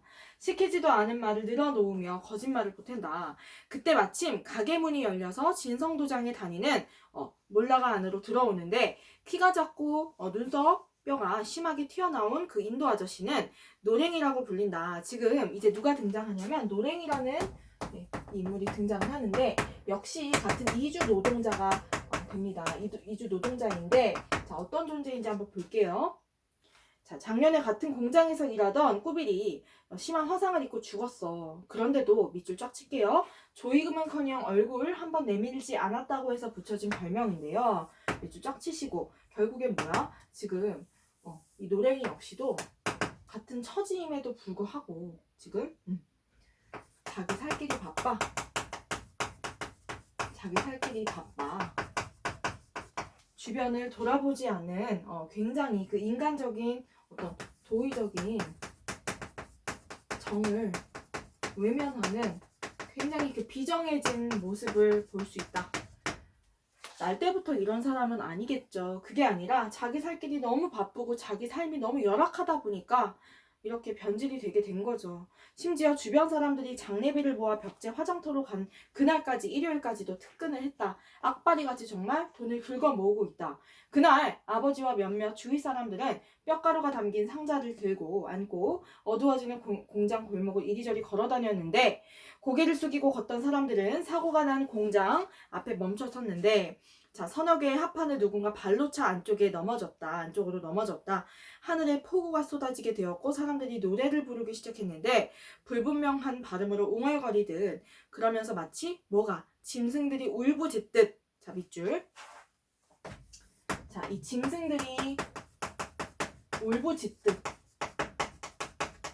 이라고 비유적인 표현을 썼지만 실제 이들의 처지가 짐승하고 다를 바 없는 그런 처우를 받고 있죠. 처우가 상당히 비슷하다. 그런 면에서 인간적인 최소한의 대접도 대우도 받지 못하고 사는 그들의 이 비애를 느껴볼 수 있겠죠. 자, 그래서 자, 빗물은 시궁창으로 빨려 들어가게 되었는데 노랭이는 양손 가득 선물 보따리를 들고 있었어. 어떤 입장이냐면 내일이면 드디어 꿈에 그리던 고국행을 하게 될 그 기대에 부풀고 있죠. 자, 해서 신나게 떠들어대는데 이 마을에 살며 돈을 모아 귀국하는 사람을 보는 건 진짜 처음이야. 정말 이 인물에 대해서 어떻게 살아왔는지가 여실히 보여지게 되죠. 정말 악바리같이 악착같이 돈을 긁어모은. 그래서 노랭이는 콜라 한 병, 소주 2병을 들고 사람들이 둘러앉은 탁자로 다가가 선심 쓰듯 소리나게 내려놓으며 사람 안 같은 놈 거 안 먹어! 라고 누군가 소리치자 다들 자리에서 벌떡 일어나 밖으로 나가 왕따 시키고 있죠. 왜? 사람 안 같은 놈이라고 지금 어법에 맞지 않는 표현을 썼는데 그 정도로 굉장히 이 비정함에 대해서 주변에서 치를 떨게 되는 거죠. 자, 술이라면 환장하는 필용 아저씨조차 휘청대면서 이제 노랭이를 어울려주고 있지 않지. 자, 사람 안 같은 건 니들이야, 새끼야. 언제까지고 돼지우리에서 살 거잖아. 자, 돼지우리. 지금 이들의 거처는 바로 돼지 축사죠. 있는 그대로 돼지우리 개조해서 쓰고 있잖아. 돼지우리 개조. 즉, 이 돼지우리라 하는 것은 나는 여기서 살지 않겠다. 이 이주 노동자들의 이 비참하고 열악한 현실을 반복해서 우리가 느껴볼 수 있겠다. 난 고향 돌아가면 새 집 짓고 새 이불에서 잠잘 수 있다. 큰 가게도 차릴 거고 알겠냐? 이 돼지들아, 돼지 새끼들아. 자 하면서 그 고국의 언어로 욕을 하죠. 세리게니가 몸을 휙 돌리며 주먹을 날리고 쓰러지고 막 지금 이제 싸움이 벌어지게 되는데 자 슈퍼 아줌마가 투덜투덜 주인 아주머니가 투덜투덜 대면서 자 노랭이는 천천히 몸을 일으켜 입가에 피를 닦고 머리 모양을 매만지며 자 쇼핑 가방을 챙겨준다. 가게를 나서려다 말고 초콜릿을 집어 나에게 건넨다. 나도 고개를 젓죠. 그러자 내 턱 밑으로 가까이 들이밀며 한 번 더 권하는데 자 보세요. 머리를 세차게 흔드니까 순간 노랭이 눈가가 붉어지더니 눈물이 맺힌다. 이 눈물에 체크를 한번 해보자. 눈물. 어떤 눈물? 고름처럼 진한 눈물이다. 자, 고름처럼 진한 이 눈물의 의미는 이주 노동자로서 그동안 참아왔던 이 비애와 자기라고 왜 마음이 아프지 않겠으며 왜 애환이 없겠어요? 자, 그리고 너무나 큰 서름, 돼지우리에 살면서 이 서름 속에서 그리고 주변에 그 또 다른 적이 되어서 소외도 당하고 있었어. 자, 어쩔 수 없이 한쪽 손을 내미는 순간에 쿠우병이 떨어져 등짝이 서늘하고 식은땀이 나서 가게 밖으로 튀어나가 도망치는데 암고양이처럼 앙칼진 목소리가 쏟아진다. 야, 이 쥐새끼야, 어딜 도망가? 당장 네 애비를 이미그레이션에 고발할 테니 그런 줄 알아? 하고 진성도장, 화진 스펀지, 원일공업 등등등 이 공업을 단숨에 지나치며 도망을 치죠. 가구단지 입구에서야 겨우 걸음을 멈추는데 숨이 턱 밑같이 차올라 허리를 구부린 채 헉헉댄다. 목이 마르고 가슴이 활활 타오르는 이 아카스의 굉장한 그 긴장감과 순간적으로 굉장히 쫄아붙었겠죠. 자, 그 심리를 엿볼 수 있다. 흰 거품을 일으키며 쏟아지던 쿠우가 눈에 선하다. 핥아서라도 먹고 싶다. 얼마나 너무 비참하죠? 진짜 비참하다. 정말 생계형 고난. 그럼에도 불구하고 그거 먹지도 못해. 너무나 배고프고 굶주린 이 어떤 궁핍을 우리가 느껴볼 수 있다. 특히나 지금 서술자가 13살짜리 소년이기 때문에 이 독자로 하여금 이 비참함과 궁핍과 고난이 더 많이 피부에 비참하게 느껴지는 것 같아요. 연민도 유발하면서. 공장 지붕 위로 뜬 희미한 달을 뒤로하고 나는 정처 없이 걷는데, 자, 이 셋째 줄 한번 볼게요. 네팔에서 천문학을 공부하다 온 아버지. 길게 동그라미 치자. 자, 아버지는 길게 동그라미 치시고 네팔에서 천문학도였어. 끊임없이 어디를 쳐다본다? 이 하늘을 바라보는 아빠. 자, 아빠가 어떤 분이냐? 바로 하늘을 바라보며 꿈과 이상이 굉장히 많았던 그런 청년이다. 청년이었어. 그런데 별이나 달을 보고 현재의 위치를 가늠할 줄 아는데, 자, 아무래도 천문학을 공부했으니까 지금 여기가 어디구나 이렇게 알 수 있겠죠. 구름 모양, 색을 보고도 날씨를 예측할 수 있지만 그럼에도 불구하고 아버지는 현재 뭐야? 이곳에서 별을 연구하는 대신에 뭐다? 지금 전락했어요. 어떻게? 우리 한국에서 한국 땅에 코리안 드림을 안고 돈을 벌러 온 이곳에서는 자, 천문학이 아니라 지금은 뭘 연구한다? 연구를 하는 것이 아니라 전구를 하루에 수백 개씩 전구를 만들고, 자, 열악하고 고되게 지금 노동하는 장면들이 쭉 묘사가 됩니다. 자, 그래서 결국에 이 구간을 쫙 여러분 단락 표시를 하시고 바로 뭐예요? 자, 이 한국의 가장 최밑바닥에서 최하층에서 하층을 떠받치는 그 이주 노동자 신세로 전락을 하게 되었다. 라는 점에서 결국에 우리 이 아버지는 누구와 참 유사하다? 바로 이 코끼리와 유사하다. 원래는 이 신을 태우던 구름이었어. 그럼에도 불구하고 결국에 환경의 변화로 인해서 환경 하나 바뀌었을 뿐인데 졸지에 이 정말 무거운 기둥이 되어서 이 온 세상을 떠받치게 된 이 존재로 전락을 하게 되었다는 점에서 비슷하다는 거죠. 한국의 최하층을 떠받치는 이 사회를 그래도 책임진 사실 소중한 일꾼인데 너무나 열악하게 일을 하고 있죠. 자, 그래서 그러나 지금은 아니다. 이 구간 좀 찾아주시고요. 그러나 지금은 아니다. 세모 밑줄 쫙 치시고, 자, 아버지 폐에서 나와 입술 끝에서 내뱉는 바람으로 만들어낸 전구들은 아버지 곁을 떠나 휘황한 백화점 건물에서 거리 간판, 야시장에서 환호성을 지르듯 반짝였다. 그럼에도 아버지는 나달나달해진 폐를 쓰다듬으며 형광등 아래로 기어들어왔는데 아버지한테선 짐승 냄새가 났다. 각종 이 냄새로 범벅이 되고 욕설에 절어서 늘 그 욕을 들으면서 고되게 일을 했겠죠. 종일 쉬지 않고 일한 몸뚱이에서 풍기는 고약한 이 단내, 너무나 비참한 이 열악한 현실, 이 노동자로서, 이주 노동자로서 온갖 이 밑바닥의 더러움을 모든 걸 지금 온몸으로 체험하는 이 신세로 전락을 하게 되었다. 코끼리랑 다를 바가 없겠죠. 자, 그래서 어머니 동그라미 한국말로 아버지에게 따졌어. 먹고 살기 힘드니까. 그럴 때마다 아빠가 가슴을 움켜쥐었다. 너무나 크나큰 이 고통 그리고 이 비참함 가운데 시달리고 있다는 거 알 수 있겠다. 고통과 비참함이라고 적어 놓으세요. 말을 더듬고 숨이 차 헐떡였는데 그러면 다시 어머니가 가래가 튀어나올 정도로 목청을 높였다. 어머니는 돈을 제대로 벌지 못하는 아버지와 의료보험조차 없는 처지를 견디기 힘들어했다. 언제나 한국 남자와 혼인해서 잘 살고 있다는 친구 얘기를 끄집어내며 신세 한탄을 했다. 심지어 내가 감기에라도 걸리게 되면 내 등짝을 후려쳤는데 그러니까 밤에 입을 걷어차지 말라. 병원 갔다 오면 얼마가 깨지냐 하며 자, 이 구간 묶어 놓으시고 자, 바로 이렇게 기초생활이 위협을 받는 이 궁핍한 생활 가운데에서는 최소한의 어떤 인정이라는 게 사실 뿜어져 나오기가 너무 어렵다는 거죠. 자, 이 최소한의 인정, 사랑, 그리고 어떤 이런 복지 있죠. 이런 부분이 다 돈으로 환산이 되어서 계산이 되는 거야. 가령 우리 그렇습니까 기린입니다에서도 그 주인공이 카프리선 하나를 그 코치 형한테 주면서 833원이라는 자기 시간에 25분어치다 라고 일일이 다 그 사소한 비용까지 따지게 되잖아요. 그러니까 이런 모든 것들이 다 일종의 사치가 되는 거야. 사치. 모든 걸 다 따지게 돼요. 너무나 마음이 진짜 마음까지도 가난해지게 되는 거예요. 마음까지도. 몸만 가난한 게 아니라 마음까지도 이 가난의 몸부림을 치게 된다. 자, 그래서 자, 10년 전에 열이 펄펄 나는 아버지 이 말을 부드러운 손길로 짚어줬다니 믿을 수가 없다. 즉 어머니에 대한 아카스의 기억은 다 어떻다.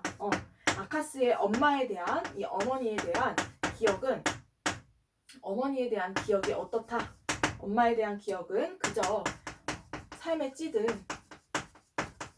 고달픔만 느껴져요. 그런데 이 엄마가 어떻게 변화가 되시는지 볼게요. 아버지가 결국엔 직장을 옮기고 아버지는 전구를 만들다 이제는 박스, 종이 상자를 만드는 공장으로 옮기시게 돼요. 상자. 그래서 아버지가 이렇게 일을 하시는데 결국에 아버지가 이제 엄마 생일날 좀 그래도 근사한 블라우스 선물을 하려고 하는데 유색인종이라는 이유로 자, 이 글 단락에 이 마지막 줄 밑줄 칠게요. 그날 우리는 결국 어머니가 바라던 고급 블라우스를 사지 못했고 어머니가 기어코 아버지 곁을 떠난 건 그 때문일까? 라고 아이의 시각으로 지금 엄마의 가출을 한번 그 이유를 추정을 해보는 거죠. 자, 이 엄마에 대해서 이제 좀 묘사가 나오는데요. 다음 단락에 자 둘째 줄부터 보세요. 얼마쯤 지나자 엄마가 이제 슬슬 그 즈음부터 원당 시내에 있는 식당으로 일하러 나가면서 구슬 박힌 핀, 실크 스카프 따위가 담긴 예쁜 상자를 선물을 어디서 받아오는 거야. 자, 그럴 때마다 손가락에 입술을 세워 입술에 갖다 즉 비밀로 하란 얘기죠. 내게 눈을 찡긋했다. 누구한테서든 그런 선물을 받을 수 있다면 그래서 엄마가 행복해진다면 나는 그 일을 아빠한테 말하지 않았어. 즉 이 말은 아빠한테 말할 수 없는 어떤 비밀, 엄마의 불륜을 한번 의심해 볼 수 있는 구간이다. 하지만 선물 상자가 쌓일수록 엄마는 점점 더 신경질을 부려댔고 분첩으로 사정없이 얼굴을 두드려대며 치장을 하게 되는 엄마가 이제 슬슬 바람이 나게 되는 그런 장면을 아이의 시각으로 묘사를 하고 있는 거죠. 자, 결국에 엄마가 마지막 날 모시조개를 넣은 미역국을 끓여놓고 집을 나가게 되는 그런 일이 있게 되죠. 그래서 자, 그날 깊게 잠들지 못했고 야근하는 아버지 공장에서 나오는 덜컥대는 기계 소리가 바람벽을 뚫고 밤새 들려와 내내 벼랑에서 떨어지는 꿈을 꾸어야 했다. 이와 같이 엄마의 가출을 우리가 여기서 살펴볼 수 있었다. 궁극적으로 엄마가 이제 바람이 나서 가출을 하게 되었다. 그랬겠구나 라고 우리가 유추를 해볼 수 있는 거죠. 가구단지로 접어드니 사방이 휘황하다. 온갖 종류의 전구와 네온 사인이 켜져 있는데 자 이제 그 다음 줄 오른쪽에 수입 명품 특별전부터 꺽쇠 한번 칠게요. 고급 앤틱 가구 할인이라고 써진 플래카드가 자 여기 스키 품은 바람에 들썩거리는데 자 그 안에는 화려한 침대 밑줄, 콘솔 밑줄, 소파 따위가 멋지게 진열. 자 고급스러운 옷을 입은 아줌마들이 사이를 걸어다니고 양복 차림의 젊은 남자들. 자 이 부분 문득 쓴다. 여기까지. 자 바로 뭐예요? 자 극빈의 노동자들의 삶과 대비가 되는 아주 그 대비 고급 사치품의 그 모습들이 나오죠. 너무나 다른 상류층의 삶이라는 거. 대조 표시하시고 바로 다음부터 꺽쇠 한번 칠게요. 자 이제 이어서 어디에 칠 거냐면 자 문득 가구 공장에서부터 꺽쇠 치시고 비제 아저씨와 사무실에 낡아 빠진 캐비닛 그 다음 총탄에 맞은 것처럼 구멍 뚫린 벽, 땅에 매여 우주를 떠받치고 있는 코끼리의 짓눌린 등이 떠오른다. 자, 이렇게 서로 대조 표시하시고, 자, 극빈의 지금 노동자들의 삶, 극빈자의 그 삶을 대조시키고 있다. 고급 사치품과 가당치도 않죠. 저 사람들과 신세를 비교하다니. 고개를 흔들며 유리문 안쪽 세계에서 눈을 돌리는데 허리춤에 손을 대보니 거란메살라 봉지가 만져진다. 아까 그 절도한 그 물품이죠. 마음이 뿌듯해. 비록 쿠우는 내가 들켜서 쏟아버렸어. 그러나 이 거란메살라 봉지는 내가 훔쳐온 거야. 그래서 아빠 생일상을 그래도 차려줄 수 있기 때문에 마음이 뿌듯하다고 얘기를 하는 거죠. 양말이라도 하나 예쁘게 포장해 아버지께 드린다면 좋겠지만 그럼 또 훔쳐야 돼. 그렇게까지 하고 싶진 않다라는, 자, 너무 가슴 아프죠? 절도를 해야 돼. 무슨 장발장 같아. 정말 아빠 생일상 하나 변변히 차려줄 수 없는 이런 극빈자의 삶도 느껴볼 수 있고, 또 아직 어린데 벌써 이렇게 절도를 할 수밖에 없는 이 상황에 내몰리게 되는 아이의 이 얼마나 가슴 아픕니까? 이런 상황 우리 한번 있는 그대로 사실적으로 이 현실을 엿볼 수 있겠죠. 자, 큰 길에서 벗어나 골목으로 들어섰는데 미래슈퍼 앞을 지나지 않고 얼른 집으로 돌아갈 수 있는 이 길은 전에 친구하고 한 번 와본 적 있어. 자, 어둠이 짙다. 역시나 자, 제가 어둠, 빛과 어두움으로 항상 나눈다고 했죠. 어둠. 한국에서 이 노동자의 삶을 뜻하는 이 색감, 어둠이 짙다. 자, 어둠이 짙다. 더듬듯이 한 발 한 발 내리는데도 웅덩이에 발이 빠져 넘어질 뻔해. 굉장한 지금 긴장감 벌벌 떨고 있죠. 어지러운 네온 불빛보다는 고른 어둠이다. 그래도 왜냐면 내가 들킬까봐. 가망 없는 인정을 기대하는 것보단 차라리 인정은 어차피 누구도 나한테 베풀지 못해. 각박해. 너무 각박한 이 신세를 알고 있어. 차라리 그런 것보다 도둑질을 할 수 있는 강한 심장을 갖는 게 더 나은 것. 자, 인정을 기대하기보단 도둑질을 하는 강한 심장을 갖는 게 낫다? 자, 그 정도로 이 인정이 너무나 메마른 이 팍팍한 이 현실을 작가는 고발하고 싶었던 거예요. 우리가 반드시 극복을 해야 되는 거예요. 정말 거란메살라 봉지 한 봉지, 쿠 한 병을 내어줄 수 있는 그런 인정조차 없는 이런 사회가 돼버린 거죠. 아버지는 미친 듯 빛을 뿜는 네온사인은 단 하나의 그림자도 만들지 못한다며 못마땅해 했는데 아버지는 언제나 푸른 달빛을 그리워했다. 자, 언제나 푸른 달빛을 길게 동그라미 바로 지금 우리가 언제나 푸른 달빛이라 하는 것은 아버지의 이 꿈이고 이상이 되겠다. 이렇게 정리를 해 놓을게요. 그러면서도 그리워했다라는 말을 통해서 아버지의 향수와 또 고독을 느껴볼 수도 있겠다. 같이 적어 놓을게요. 밤이면 만병초 그림자를 땅 위에 가지런히 뉘어놓고 세상을 휴식하게 한다는 히말라야 달빛. 자, 오늘 밤은 왠지 나도 그런 달빛이 보고 싶다. 즉, 아빠가 행복해지길 바라는 아이의 그 마음. 아빠와 행복해지고 싶은 아이의 그 소망을 엿볼 수 있다. 자, 마지막 페이지 갈게요. 자, 이 내용에서 우리가 이 다음 단락에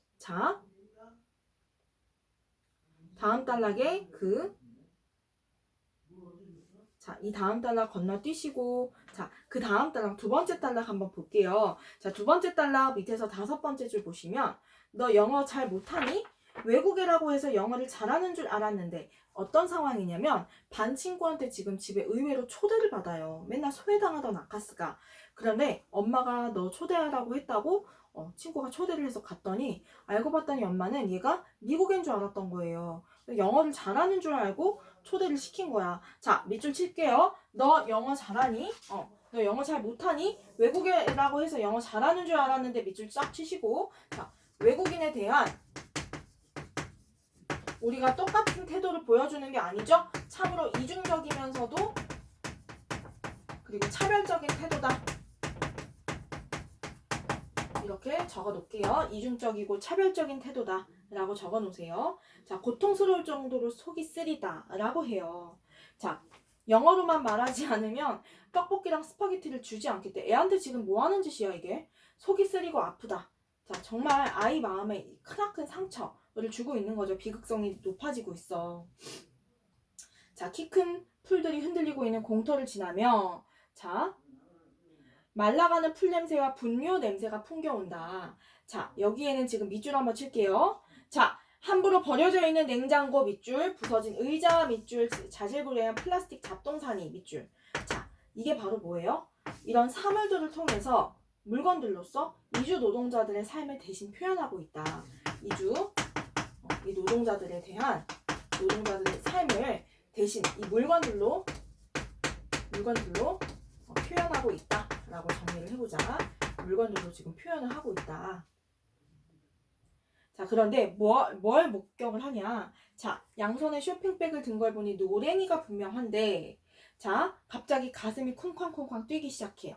자, 그러면서 자, 밑에 가서 보시면 노랭이한테 아까 들켰었으니까, 자, 밑에 내려가서 밑에서 세 번째 줄 비제 아저씨가 등장을 해요. 갑자기. 자, 비제 아저씨가 어떤 일을 하게 되느냐? 자, 비제 아저씨가 바로 그 검은 물체는 노랭이 앞가슴에서 심장을 뜯어내듯 지갑을 뺏는다. 아, 지금 노랭이에게 심장 같은 이 기능을 하는 것은 바로 두둑한 지갑이죠.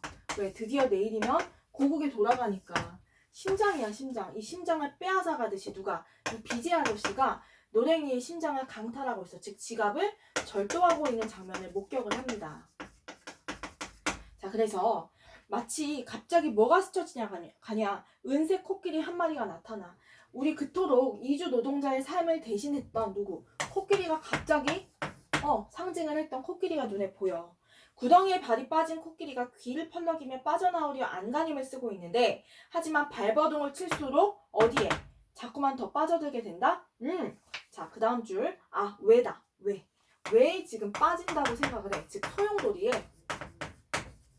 소용돌이에 빠진다. 이렇게 생각을 하는 거예요. 그래서 자, 현기증이 일도록 빠르게 소용돌이 치는 왜? 코끼리가 맥없이 빨려 들어가며 비명을 지르지 못하고 눈을 부릅뜬 채 눈앞이 온통 까맣다 라고 소설이 끝나서 참으로 충격적인 결말, 여운을 준다 라는 거 일단 적어 놓으시고, 자, 결국에 왜에 빠지는 코끼리가 떠올라. 지금 비제 아저씨가 또 이번에 노랭이의 돈을 훔쳐. 근데 비제 아저씨는 이전에 알리한테서 절도를 당했던 사람이야. 딸 심장 수술 비용을 도난당했어. 그런데 이제 또 가해자가 되어서 노랭이의 심장을 강탈당해. 자기 딸의 심장을 빼앗겼어. 근데 이제는 노랭이의 심장을 또 빼앗아. 노랭이도 누군가의 심장을 또 뺏겠죠. 이런 식으로 계속, 물론 물리적인 심장이 아닙니다. 즉 코끼리가 왜에 빠지는 걸 목격을 했다는 건 끊임없는 이렇게 서로가 서로를 속고 속이는 이런 비정, 무정, 일말의 인정을 기대할 수 없는 이런 비참한 현실이 끊임없이 이 왜처럼 소용돌이처럼 끊임없이 굴레가 되어서 반복이 된다는 걸 의미를 합니다. 자, 끊임없는 이 비참하고 비정한 삶의 연속과 굴레라고 적어 놓으세요. 벗어날 수 없는 이 비정하고 비참한 이 삶의 굴레, 반복이라고 여러분 적어 놓으시고 이 소설을 마무리해 주시면 좋겠습니다. 자, 이번 코끼리라는 작품은 굉장히 이 이주 노동자의 비참한 현실을 아주 리얼리틱하게 잘 그려낸 가슴 아픈 소설이라는 거 여러분 기억해 주시고, 그렇습니까 기린입니다와 함께 같이 엮어서 우리 사회의 최하층을 담당하는 정말 힘겹게 살아가는 노동자의 삶을 대변한다는 거 기억하시고 같이 잘 복습해서 우리 직전 대비 때 다시 한번 또 만났으면 좋겠습니다. 여러분 고생 많으셨고요. 필기 잘 해주시고 우리 복습 잘 하셔서 직전 대비 때 다음 시간에 만나도록 할게요. 여러분 고생 많으셨습니다. 감사합니다.